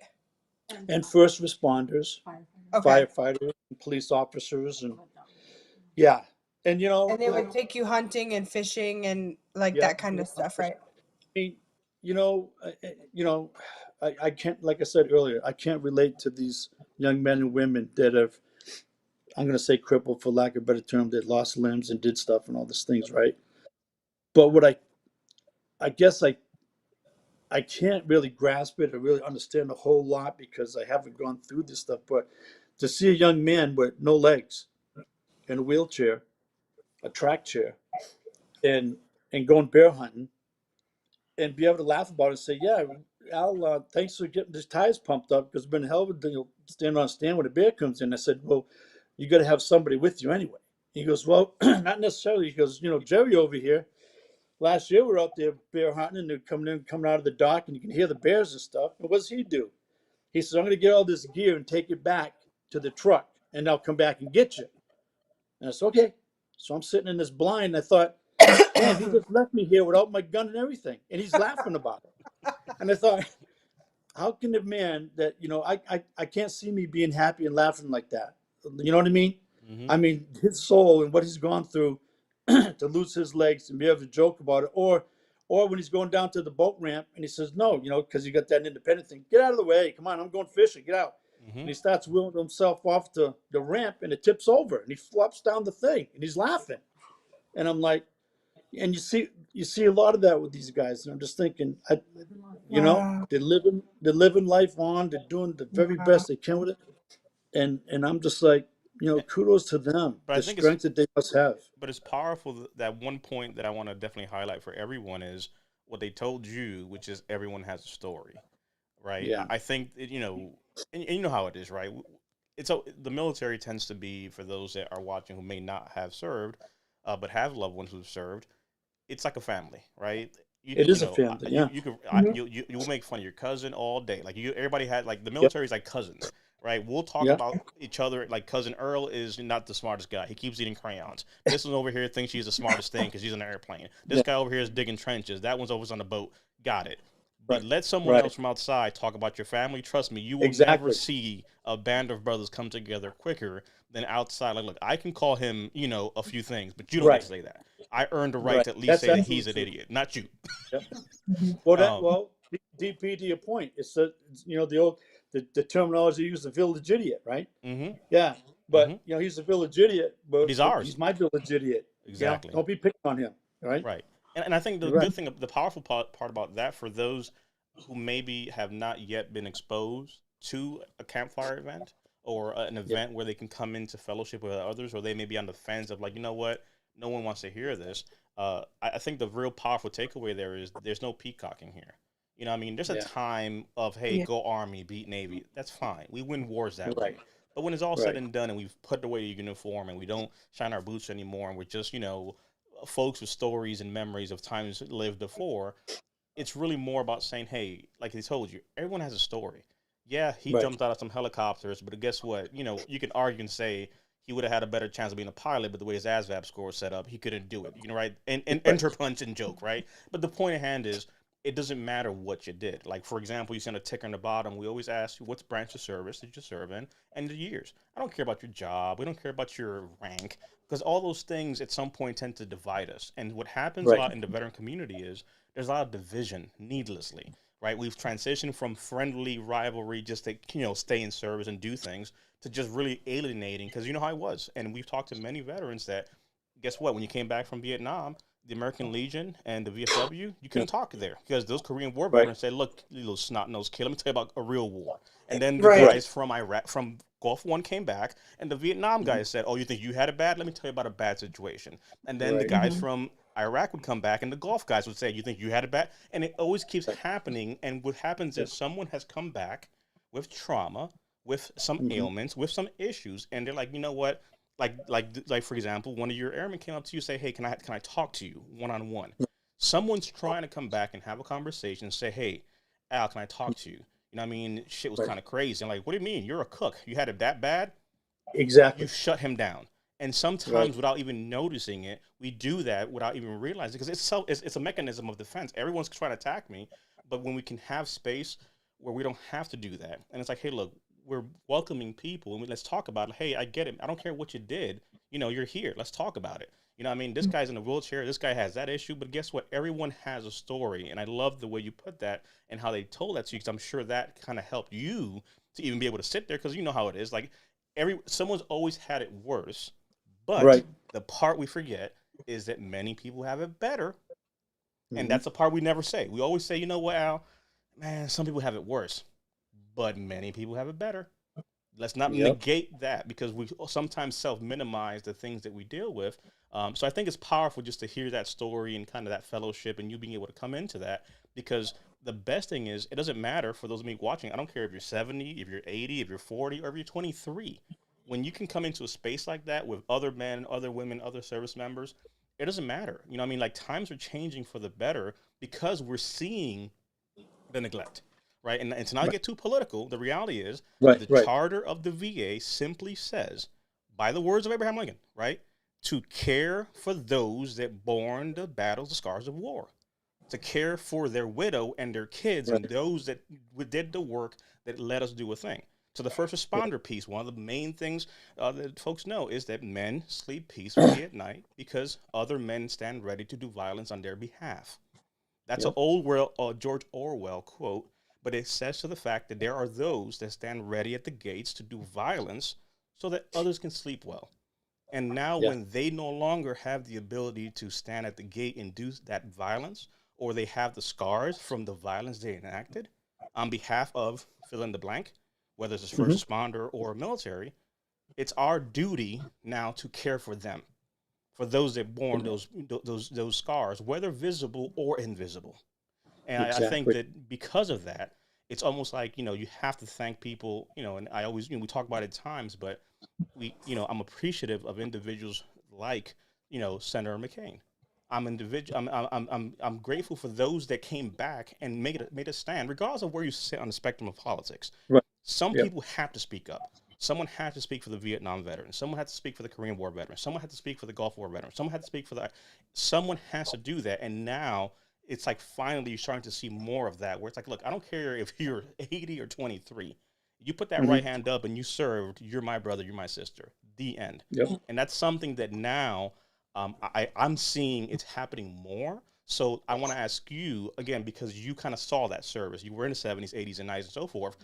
Do you see that today, post service, you're seeing more of that? Because I'm sure when you were in service, you saw the old vets that would kind of get together, but they were all kind of segregated, and someone was here, Right. someone was there. How would you say Yeah. now, over the years, you're seeing that bond? Do you see that as something that's been improving slowly? Granted, there's a lot of work to do, Yeah. but would you say that Yeah. you've seen some improvement? Actually, the other night, we had some friends that were here, spent some time with us, and we went out to dinner, and we were talking about the base and different things. And this gentleman and his wife turned around at the next table, and they said, "Well, I take it you guys are vets. You served at Ellsworth?" And we said, "Yeah." And we just struck up a conversation, Mm. and he was telling us about things that he did and what he's doing now and what he's doing here in the state, and yeah, so that was good. And to this, the other thing too, DP, when I was up there in New Hampshire, um, there was a Navy SEAL that was there, and he walked around, and I remember him. I won't say his name, but and he had some real bad issues. He didn't share one of his what do you want to call it? Anyway, his guy that was watching out for him because he tried to take his life. So he was his you know wingman, if you will, and so he watched him. So I asked him. He came up, and we thought there was something going on. So I said, "Is he okay? I mean, do we need to go and hook him up, or what are we going to do? He seems he's in another place." He goes, "He's in another place for a while." He said, "And he just goes and walks in the woods, and he'll be okay. But he's not going to hunt. He won't fish. But he likes the camaraderie and be around." Well, come to find out, he was a POW, Mm. and I won't share what he had gone through because he went through some tremendous atrocities. He had many bones broken in his body. He shouldn't even been alive, right? And he was on, like, I guess it was coke or something from the government. And so when he Hmm. started getting really crazy, he would take it and he'd just walk around the woods. So the guy that ran the lodge or owned it said, "Do we need to be concerned?" He goes, "Nope. But if it's a problem that I'm on drugs, I'll leave." And he goes, "No, you're welcome to stay here. But I'm asking about guns." He goes, "I won't touch a gun. I won't even fish, but I like to go in the boat and all this." So anyway, fast forward this thing. He had, I want to say, four other Navy SEALs, and they, because of some of the radiation and stuff they gave them, they died within so many months, almost exactly. I don't know, 10 months, Mm. 11 months, and they would die in a row. So he was there, and he got a call from his wife. One, she was 50 years old, and she just got diagnosed with dementia. Now, here's a guy that's trying to fight for his VA benefits, and the United States government says he was never active duty. He went to Congress, in front of Whoa. Congress, said, "Yes, I was," but because of his job and the situation, it was one of them, "Hey, you get founded here, we don't know nothing about you or whatever, and you're on your own," right? Mhm. So they finally got through. I forget the congressman, but he did a lot of work for him and found something, whatever, and they recognized him. So he was going to get some of the VA benefits. So he got that info from his wife that night. The next morning, his wife calls. One of his best buddies died, the other SEAL. So he's the next one in line to die, right? So now he thinks he's got about 6 months left because of his predecessors.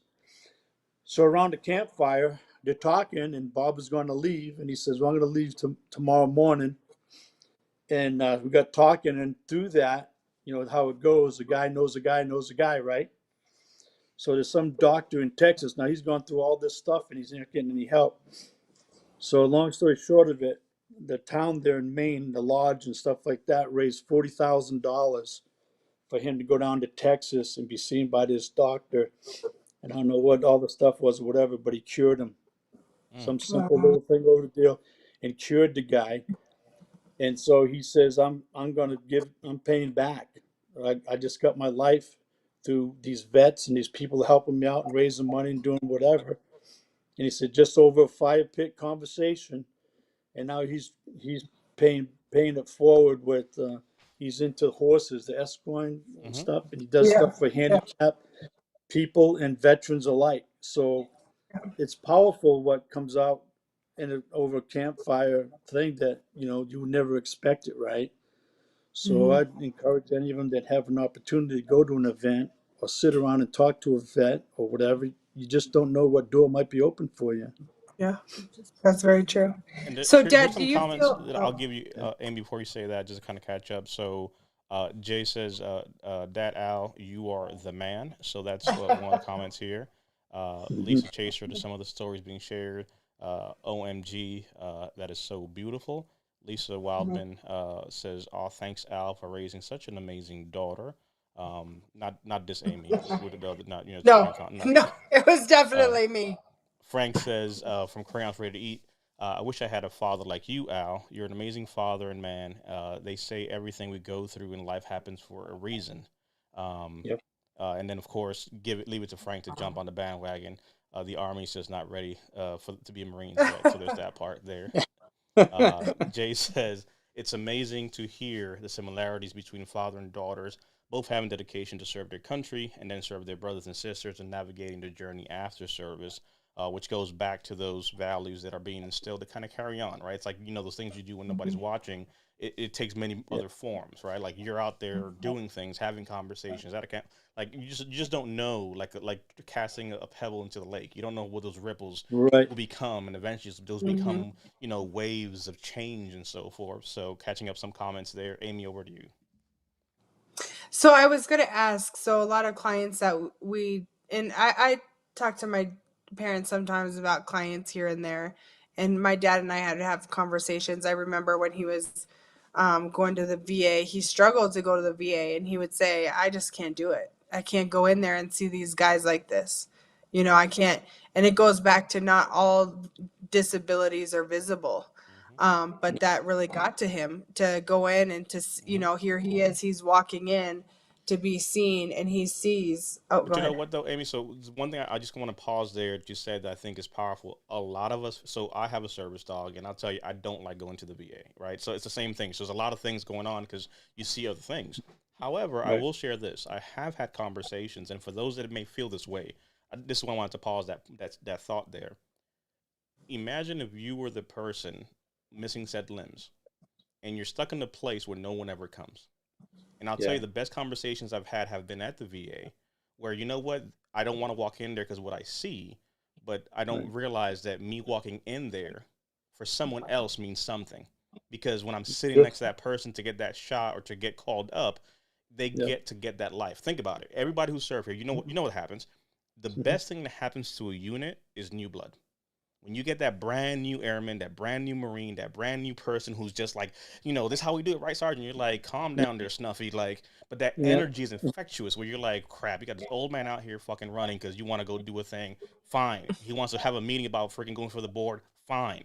And whether we like it or not, we kind of start to feel again those moments that maybe we have passed and forgotten.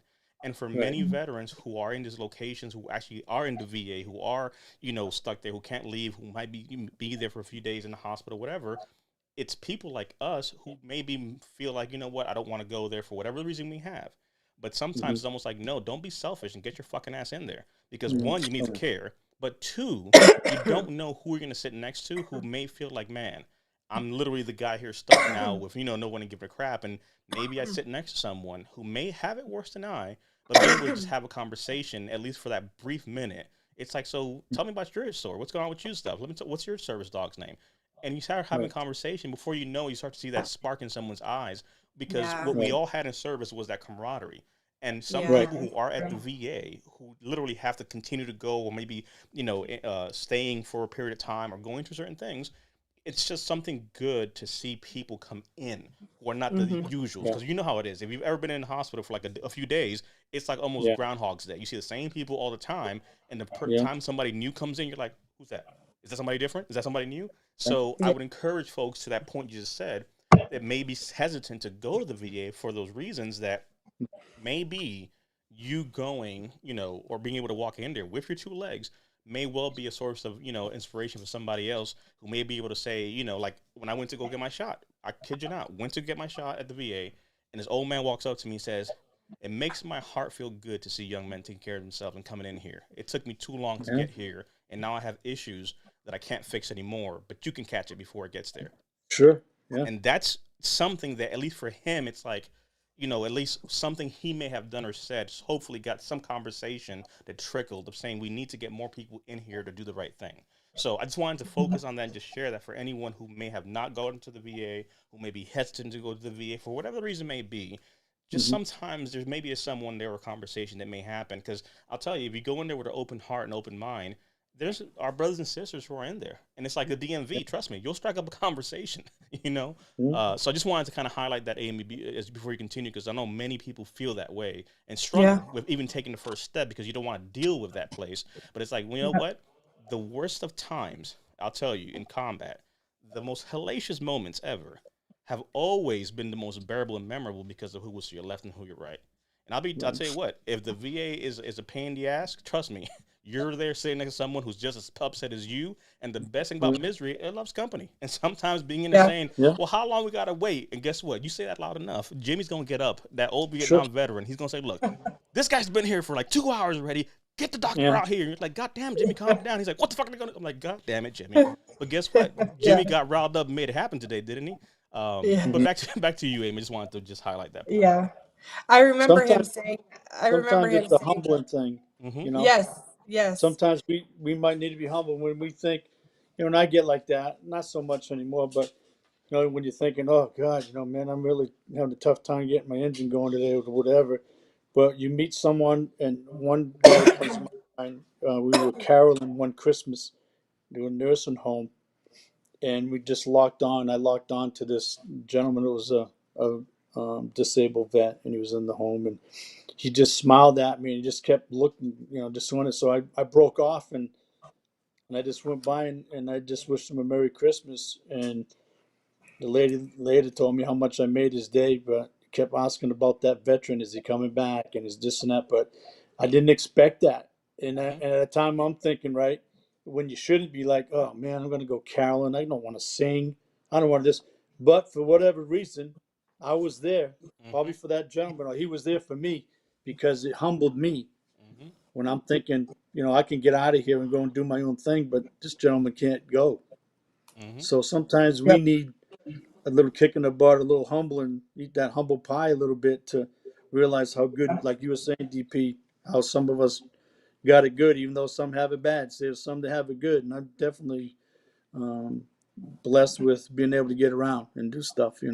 I think it's a Yeah. good So mindset shift too, Al, right? Because I think when we come to the point of seeing it that way, it just changes the yeah, perspective. Because think yeah, about it, it right? does. The bonds that we have created in service are bonds that last after service, right? And you'll Yeah, go above and beyond for those you serve with. If there's someone in need, and any veteran, any person, like especially if someone's going through something, you're gonna band together. That one veteran needs something, we're gonna put a collection together. We're gonna do right, something. Someone's hungry, we're gonna find a way to serve and do that. That's always right, gonna be there. And I think if we yeah, shift the mindset, like you just said, that maybe there is someone out there who needs to see us or hear us, that mhm, changes the perspective because now it's like, wait a second, no, I have to go because I don't know who may need to see me. And maybe I may not right, see value in what I bring to the table, but 9 out of 10 times, like you said, right, you walk away with yeah, like, you know what, I could have not gone counter, I could have done all these things, but for that person, that was that one moment that not only made their yep, day, but could have made their week. And especially when you hear yeah, the stories of like, hey, what happens? Hey, where's so and so? Oh, he passed away, but he was talking about you. Like, what? You know what I mean? well, And yeah, you just yeah, don't know because especially for, especially in homes and those older veterans, the worst part, I guess, about aging is, you start to lose people, right? You know what I Hmm. mean? You remember you had your fraternity class and it's been 10 years post service and 20 and then 30 and then 40. And before you know it, the crowd gets smaller. And when you go to those Yep. memorials, especially, right, you start to see those old men that, walk in groups, but then you see an older man who just kind of walks Hmm. alone. And you kind of wonder Yeah. to yourself, like, where's his buddies? He's like, they're on the Yeah. wall. He's reading their names. And that's the Yeah. reality that we're all kind of going to in some shape, fashion, or form. So you just don't know, what trajectory, what benefit we may have. But that mindset shift that, hey, maybe today there's something you're going to say or something you're going to do that may make a difference in another veteran's life. It's no different than, hey, someone's in need, but they don't even know how to say it yet. And by you being at the campfire, by you going to the VA, by you going to Carol, by Right. you doing whatever it may be, as inconsequential as it may seem to you, for those watching, it can definitely make a world of difference for someone, especially when it comes to mental health. We talk about it all the time. I can't tell you how many people we know that literally it's like, Al, you don't understand. That one day that you sent me that text, that one day that you called, Yep. little did you know I had everything laid out on the bed. Yep. And Yep. had you Yep. not called, literally, genuinely, right? Like literally, hey, haven't seen you, what's going on, or whatever the case may be. It's one of those things where that made a difference in someone's life, unbeknownst Sure. to you. And it's one of those things of like, we get that feeling like, you know what? I haven't talked to Al today. It's been a few weeks. Haven't seen Yeah. him at Yeah. the Yeah. campfire. Haven't seen him at the vet Yep. center. Haven't seen him for like, hey, it's pandemic or whatever, but technology, reach out, FaceTime someone, have a call. Because you never Mhm. know what those things may mean for someone in the grand scheme of things, especially with the real pandemic, which is the statistics and suicides that are happening among our demographic of veterans, especially the older ones, because, like they say, an idle mind is the devil's playground. And what ends up Yep. happening with these Vietnam right now, we've talked about this, but there's a rising statistic in numbers in Vietnam and above veterans who are, becoming statistics, who are committing suicide. And when you start people like, what's going on? Like, think about it. When you're retired and you're no longer working, you're just kind of sitting there. Now, we all Hmm. know how to get through shit. We stay busy, right? When you're busy, the Yeah. shit don't bother you because you're busy. But when you're now 67 and you're not working and you retire Hmm. from the railroad and you're a Vietnam veteran, what I mean? Think about it. Like Yeah. now, your mind is just going on in crazy mode because you don't have anything to do to stay busy, and you don't know what that may mean for someone like that. So those Mhm. connection points, those conversations, pulling somebody out and dragging them to the event or whatever, it can make a world of difference. So I think those are salient points to double down for those that may be out there on the receiving end. Appreciate someone, share what that means. I think if we start to say, hey, you know what, not to get too crazy, but I appreciate that. That meant a lot. And sometimes just even Yeah. saying that validates for somebody else the fact that, hey, I didn't think it did, but now that I know, what I mean, you start to become more Yeah. intentional. And also, DP, when you tell someone thank you for the service, or you say, "Hey, thanks a lot what you did," or da da da da, and you shake them or you do the man hug thing. I mean, you need to be genuine and give them a damn firm handshake, grab that arm, and say, I really mean it. I really mean, what what you've done and whatever. And to the point when I was saying earlier about people don't know when World War One and two how they were just drunks and couldn't hold down a job. So my half sister's dad was a medic in the World War II, and real quickly he went into town with two of his best buddies. He went in the army, and he was over in France, and they were under fire, and one of his buddies got shot, and John went out to get him, and when he got him, just bringing him back to the foxhole, he got shot. Right? Mm, So then he hears his other friend. Now these are guys that grew up probably since in the projects when they're like 5 years old, best friends, right? So here he lies in a foxhole with two of his buddies dying, and they eventually died. And he lay wounded because he got shot a couple of times retrieving them, right? But he come home, and for whatever reason, whatever, my mother, they got divorced because, she always said, oh, your dad, to my sister, he's just a drunk. He couldn't hold down a job, blah, blah, blah, Yep. blah, blah. So then I learned these things around the campfire in Maine, right? Some 40, 50 years later. And so my sister's going through stuff in the tail end of his life. His kidneys and everything's failing, he's dying, and she's staying with him at night and stuff. And then she said, Al, she goes, I don't know much about this stuff, but my dad last night, he just kept hollering. He was screaming out names and doing Yeah. stuff and blah, blah, blah.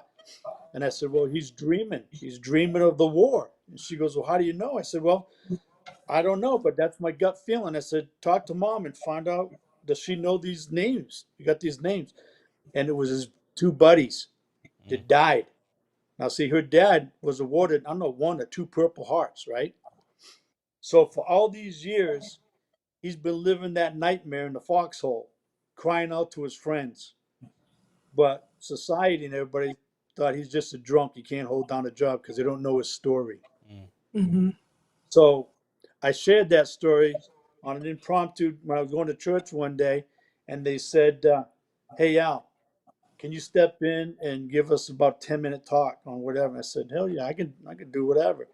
And it was on Veterans Day. So I gave that talk.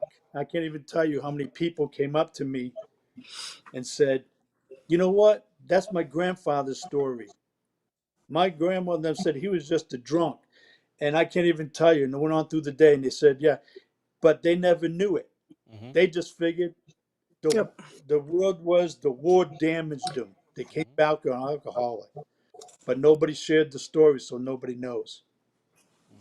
So, And that's so true. And that's what we deal with a lot of times with our vets now is that, and that's what I was going to ask my dad is that, we deal with a lot of veterans that haven't been rated and that don't have a mental health rating. And so my dad was still in during that stigma of where PTSD really wasn't a thing.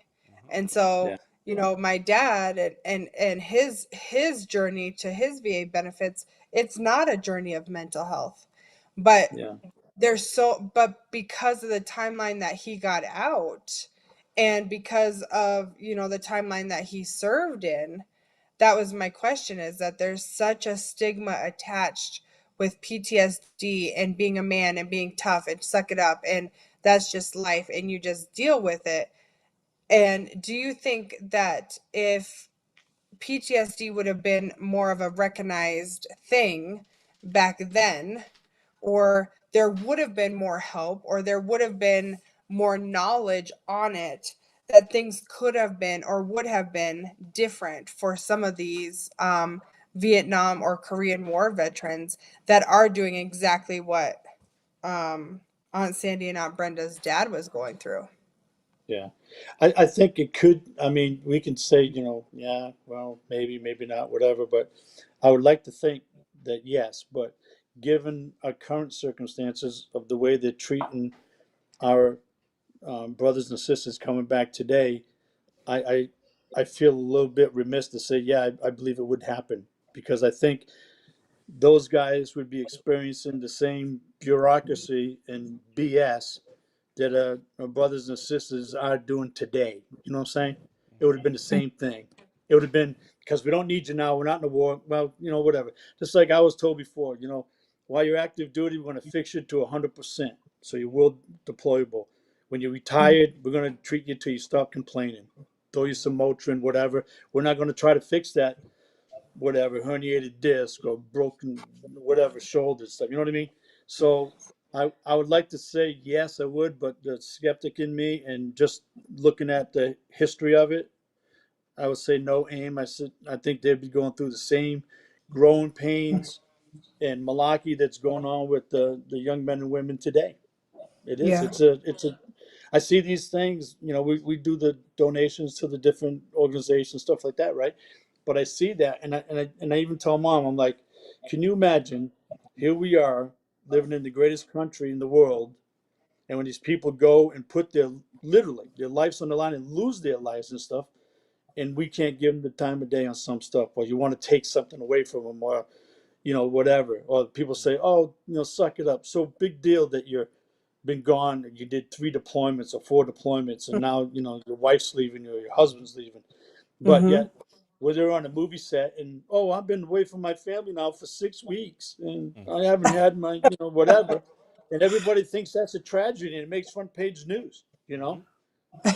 But it's That's I don't know. true. It's just I don't know. That's true.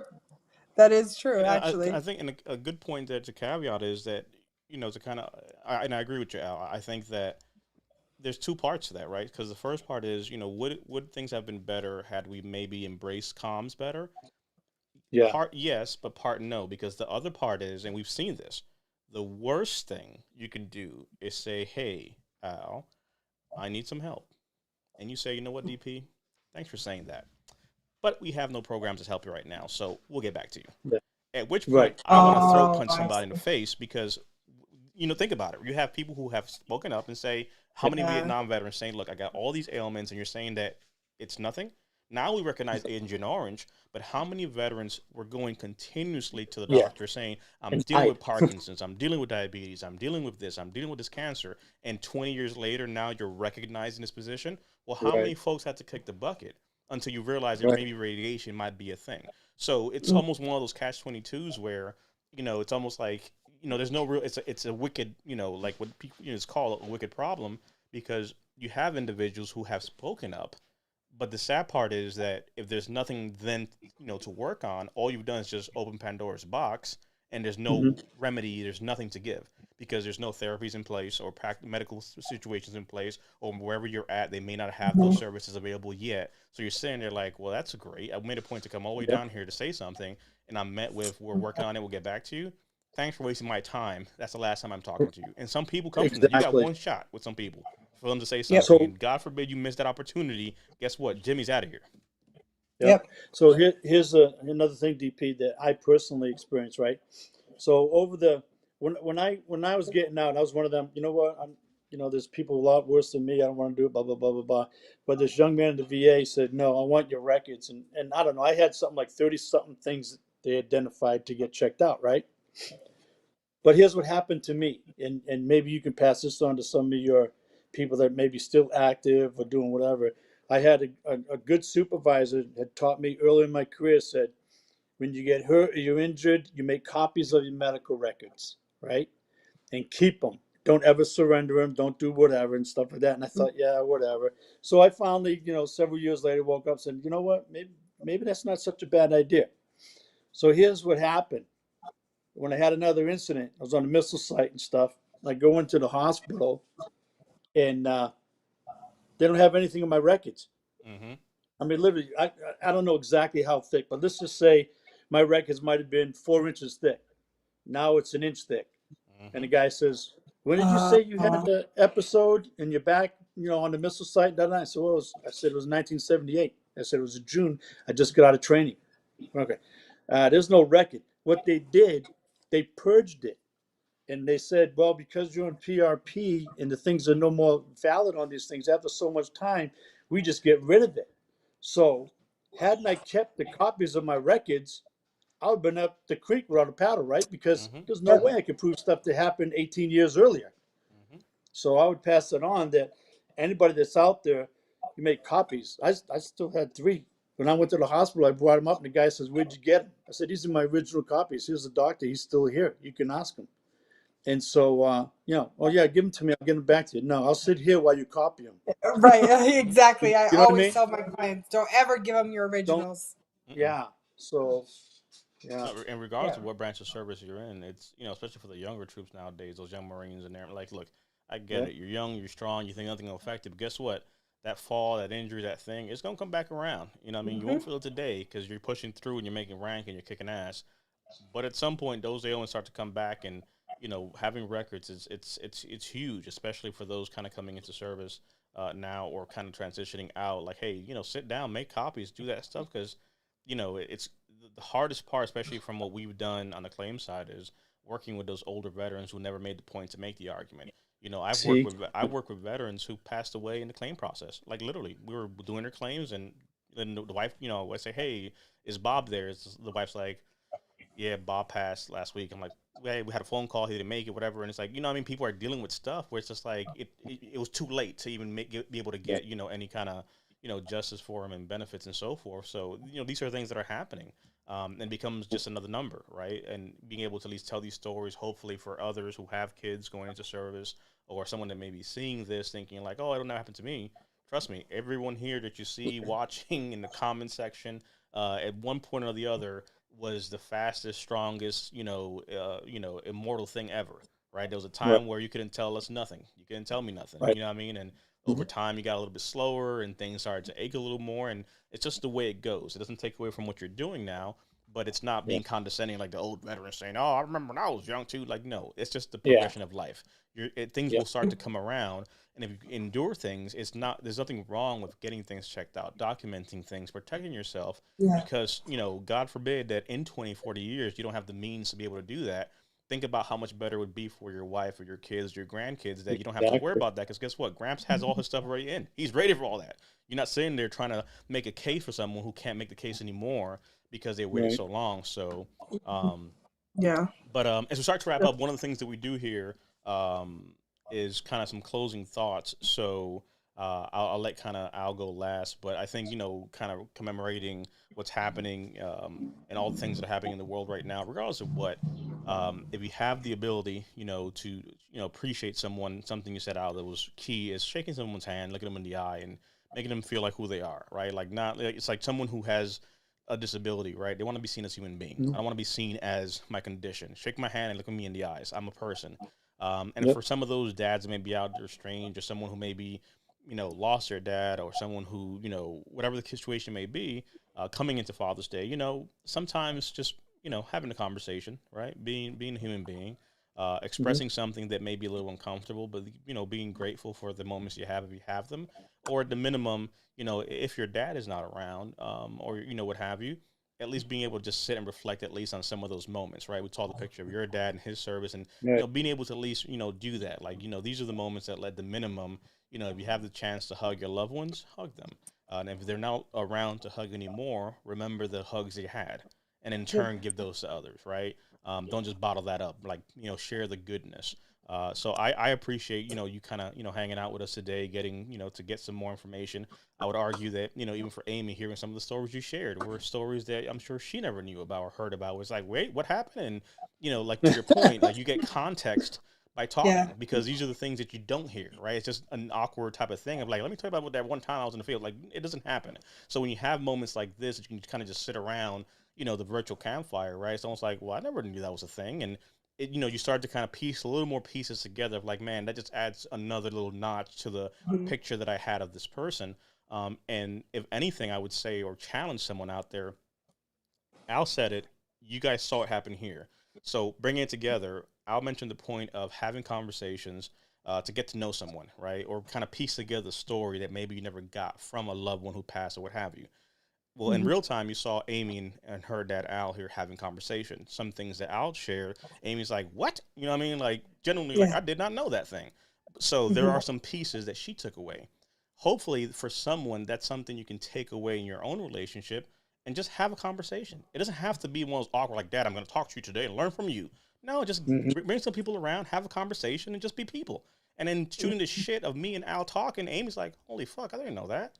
You would have never known Mhm. it. But because me and Al are having a conversation about something around the campfire, which is the metaphor we're using, you start to Mhm. pick up things. So if you have the Yeah. chance to talk to someone who maybe doesn't talk a lot, the hack is start talking about other things, because you never know in that where it's just like, man, look, I'm sure we're talking. Jimmy never talked, blah blah blah. Man, look, I tell you what, shit was crazy back in me and Al's time. But I tell you what, I'm sure Jimmy's had those old ass MREs that tasted like shit. And here comes Jimmy's like, you know what? Look, I'm gonna tell you something about my damn sea rats. Well, guess who the fuck is sharing now? And little by Yeah. little, just being, in a situation where someone doesn't feel like you're focusing in on them, it may create an opportunity to get to know them a little better. Whether it's your brother, your father, your grandfather, or the strange uncle, or a friend who maybe doesn't open up, just create space and talk. And you'd be surprised that just talking about things that are not direct, like, Al, tell me about your times. I'm like, no, let's just talk as people. And in that, Al comes up like, you know what, I'll tell you a story. I remember that one time, and it's like, I didn't ask you for the story, but you shared it. And when you did, it gave me more context into my reality of who Al is. So hopefully, someone out there can kind of take a note from that and just go hold space, right? Go sit down, have a beer, have a campfire, go out, do a thing, have a dinner, go to the VFW, whatever it may be. Just get some people around and just have a talk and be there. And you'll be surprised when you put people together. Vets like to talk. All you gotta do is just give them some space and some time. And when you don't feel like you're being cornered, trust me, people got something to say. Even if it comes down saying, well, you know what, I'm sorry that you were a Marine and you didn't get into the Air Force. Trust me, they'll start talking.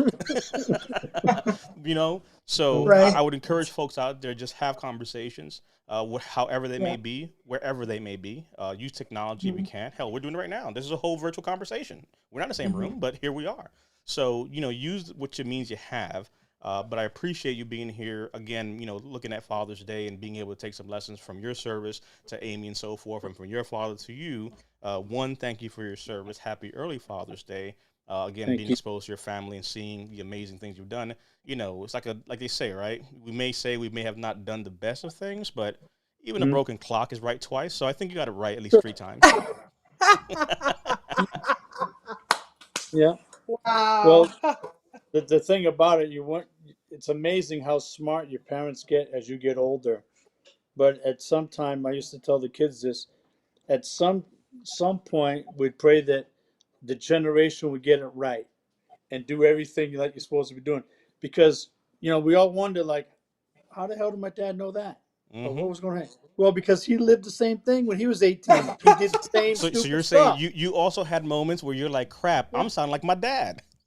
yeah. Yeah. It's like, how do you know this? And then one day he just said, Al, I was 18 once. I know what 18-year-olds are doing. I'm like, he goes, maybe not today, but Hmm. it's not like we just invented the bomb. And that's true. If you look back, that's, Amy probably say the same thing. How did my dad know this stuff? It's because my dad knew it and An I knew it. 18 And year old is an now 18 that year she old knows is it. an 18 year Yeah. old no matter what year you're in. 18 is 18 Yeah. is 18. Trust me.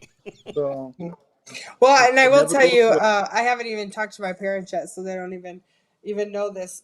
But Quincy got in a fight at the gym and has a big black eye, and so of Really? course, you know how I am. When he comes, he tries to text me to tell it to me softly, and I'm sick, and I call him out, and he's wearing his mask because he's afraid he's gonna get COVID, and he sees it, and he's like, "Mom, just listen to me, just listen to me." And I'm like, you're 18 years old. You know what this can do to you, blah, blah, blah, blah, blah. You're not listening to me. What were you doing? And then he tells me, he says, Mom, just listen to me.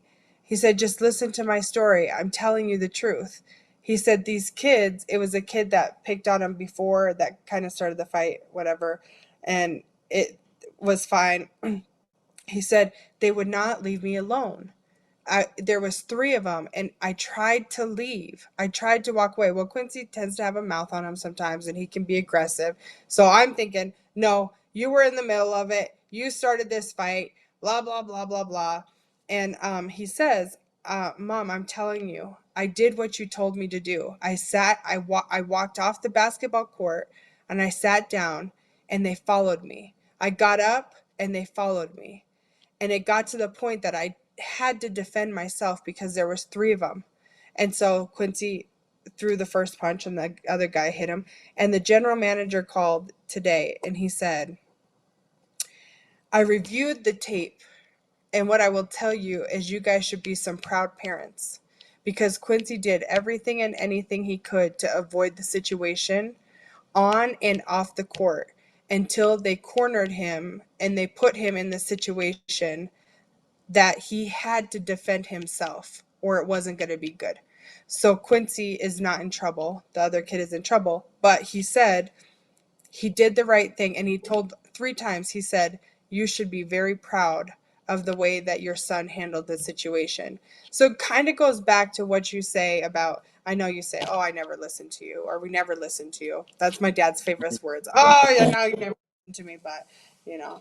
I'm just going to tell you once, but I know you won't listen to me. But it goes back to like, you learn from your parents and you want them to become, you just hope that they can take something that you've taught them and learn from it. And you get to the point where you're like, oh, my kids aren't going to learn. And, I know that each one of us kids have taken what you and mom have taught us, and we've been able to take it and we are better for it, um, being who we are and having the values that we have. Like Amanda used the moral compass, and I talk about the integrity all the time. And I think, I wish you a happy Father's Day. And I would say, when I think of, my thought of, my closing thoughts as far as we always do a closing thoughts is when I think of Father's Day and I think of my dad, I think of a father that loves completely. He quietly teaches. He gently and inspires you deeply on a daily level, even when you don't realize that he's doing it. So it could be something so little that you could be doing that it's like, oh, you know what? I learned from that today. Or you know what? I learned from that today. And so I think, anytime that you're given the opportunity to talk to your dad or the loved one, or maybe somebody that fills that role for you, is to listen what they're trying to tell you because they're telling you because they've been that 18-year-old before, or they've been that person before that has made you. And so I'm proud of you as my dad. And I just wanted to say happy Father's Day. And my last closing remark that I always say is thank you for everybody that is holding space with us. And I wish all you fathers a happy Father's Day. Happy Father's Day, DP. We miss Brian, unfortunately, and all those that are out there that are watching us. And just remember that the heaviest thing to pick up is the phone, and to always check on your. There you go. The heaviest thing to pick up the phone, or the heaviest thing to pick up is a phone if you need somebody to talk to. And I think that, going back to what you guys were talking about, that I never thought of is maybe when you're walking in that VA center and you have that weird feeling of, oh my gosh, this is a little awkward. Maybe that person feels just that awkward and just wants you to sit next to them and just wants you to treat them like they're the normal human being that they were 2 years ago before their legs got blown off and they wanted to talk. But I think that I sent DP 2 pictures. I'd like, if you can pull them up. My dad has a Father's Day gift from 1986 that he keeps. I'm not going to call him a hoarder, but he keeps things. He kept it from 1986. And then, when he was able to no longer have to wear his high and tight, the apparel that he chose was quite fitting, You talk about especially for his my kid. his new uniform uh, Uh, apparatus that he I is know where using. this No, is going. Yeah. Oh, yeah, the something to do the with mechanics picture or something. the picture I sent you with earlier. I don't know if you can pull it up Let's see, which one are we when talking here? I'll I'm pretty resend sure it. it's one where he's completely out of regs for sure. Yeah, it's probably Yes, about that's the one. pajamas or something. Oh, Oh, I didn't do Ah! that one, but that one's a good one too. Oh, man. I remember that one. Man, Yeah, that is some yeah. cool hair in the Wasn't it? wind. Normally girls go crazy, Yeah, Nah, but this is dads epic. do too. Men do too. Mm-hmm. yeah, yeah. Yep, he fits right in. And Let's then see here, and the one then 1986, I believe it was his Father's Day present, and he still has it. And he told me today the story that it was falling, and he didn't think he was going to catch it, and he got it with his foot, and then it hit the floor, and it still didn't break. And he's kept it since. Yep. Mm. Oh, yeah. Yeah, look at that. remember them. Mm. Yes. Yes. And then I think you also Jay, who's out there, he got a shirt. Let's see. This is like actually this is pretty Oh, cool. Jay. So Yeah. check out that shirt here. You've heard about this whole concept of dad bods and all that stuff. It's a vet bod. It's like a dad bod, but it has more knee pains. Mm. Mm. I like it. Um, Mm. Jay is one that his knee happens to give out on him at a regular. Jay was deployed with DP, and DP was such a good wingman that when Jay's knee went out, he looked at him and he said, "Hey man, you can't just be falling out like that in the you can't just airport," walk and just around here just left falling all him. over the place. Like, It what am I just supposed to do left here? him. And keep on walking. Like, Mm. look, sometimes the best love is the real love. You know what I mean? Go get a brace or something for that damn thing. Yeah, yeah. But Dude, yeah, it's it's been awesome having you on. Uh, It's been fun. So thank you for joining yeah. us. So Jay, thank you guys for sharing your stories and many points of wisdom. Your efforts and contributions have helped many and will continue to impact those in need. keep on fighting the good fight. Manuel tuning in. You Oh, hey, retired Manuel. U.S. Army, Manuel. saying Ohio and Ahua. And we Yeah. have Jesse saying her poor hubby Jay with the bad knees. You know, Yeah, don't feel sorry for Jay. don't feel sorry for Jay. The bad thing about serving and being deployed as long as we have is there's a lot of stories. So, I can't confirm or deny, but his knees given out many times. I may have seen it, and I may have not done anything because sometimes you got to pick yourself back up. That's a lesson in life. But you're there in case you can't get up. So that may have happened. There may have been times where, while deployed overseas, his card got rejected. So as a good friend, what do? I make a point to call my broke guy, laugh loud, and leave the store. You know what? Because you didn't need to buy You that did. shit anyway. He loved you. He said you didn't need it anyway, and he You didn't need left. it anyway. That was garbage. So lesson learned. But yeah, for sure. Lisa's saying as well, happy Father's Day to all who are out there. So again, you have the opportunity, or your dad is still around. Cherish those moments and reach out if you have the Mm-hmm. opportunity. If your dad is no longer around, then definitely at least take a moment to kind of think about that person, whoever they may be. Right? For some, it's a biological father. For some, it's someone else who kind of filled that role. So whoever that Mm-hmm. person is, just take some time, I guess, and just kind of, reminisce and think about, all those moments where they said the things and knew the things that you ended up repeating. And then you're the one saying the same thing he Oh, said. And you're like, goodness gracious, I've become my father now. I Or do just it saying the all the things you say where time. you're like, goodness Mm. gracious. Like, I do he it used to all the always time. say this damn thing. And now here I am saying the same thing without even thinking about it. It's like those Yeah. little triggers. It's like, in service, there's certain things you kind of always, remember. So those parenting Mhm. gems, like in the Army, for example, you ask someone, I asked Amy one time, she didn't get it, but, Army folks and Marine folks get it, where you ask them, for example, like, what makes the green grass grow? Blood makes the green grass grow. Like, it's one of those things where it's like, why is that a thing after all these years? But it's one of those things, as a 17-year-old kid in boot camp, when you're sitting there screaming, after you're completely drenched in sweat, you're completely broken down, and they're like, one more repetition, and you're like, God damn it, and you're sitting there with a pupil thing, like, what makes the green grass grow? Blood drill sergeant makes the green grass grow. And it's just something to get you outside the fact that you are completely depleted. And fast forward 30 years after service, it's like, what makes the green grass grow? Some old guy's like, blood makes the green grass grow. You're like, why is that there? So the same thing for parenting. Those little things that you didn't, maybe value at the moment, kind of stick with you, right? Those sayings, those teachable Mm-hmm. moments. Hey, you let them, go through a thing and comes back. So, Yeah. think about that, cherish that, and be intentional with some of those moments if you have the ability to. And even if you don't have, let's say, or you're not in a parenting role, there's someone out there that may be looking at you in a leadership position who may see you as a Mm-hmm. father figure, like Al, you share, for example, the gentleman who came to see you, who called you dad, who didn't have one, who kind of saw you as that person.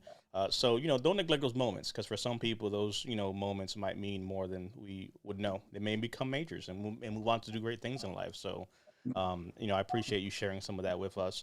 Al, to you, some of your closing thoughts for those that may be listening to us on this Father's Day weekend.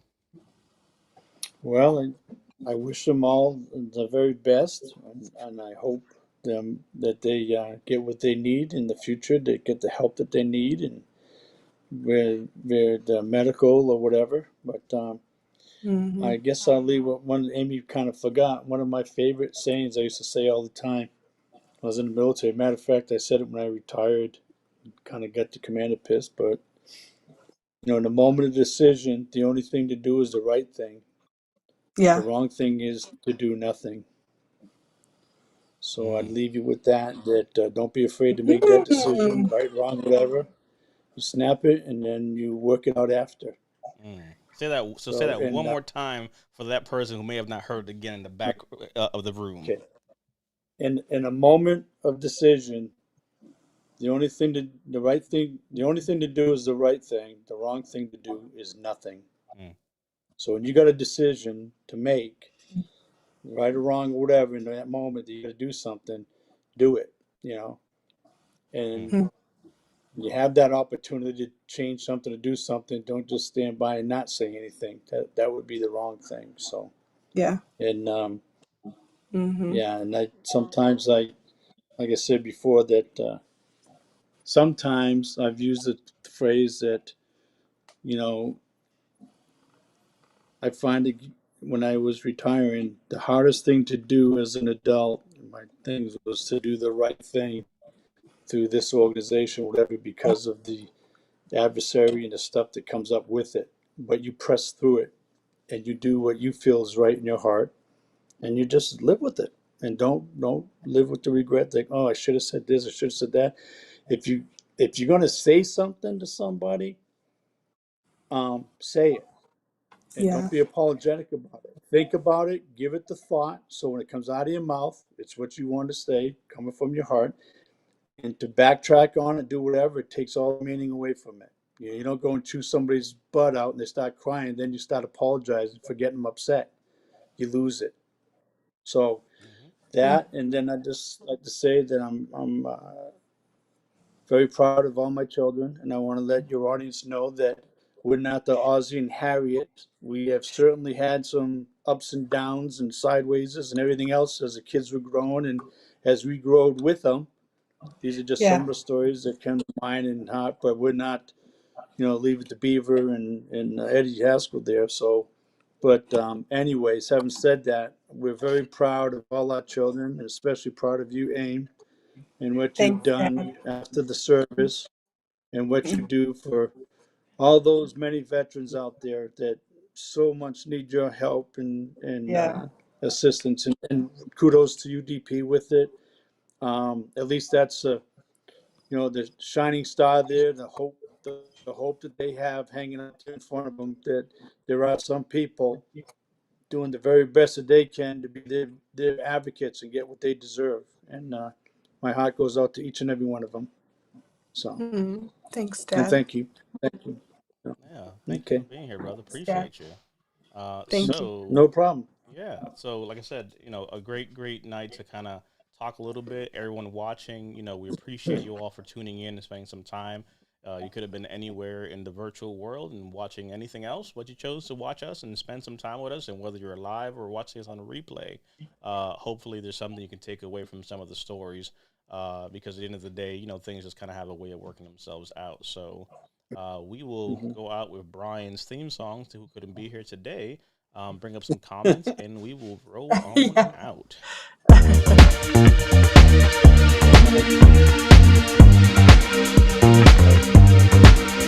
Just another sunny day.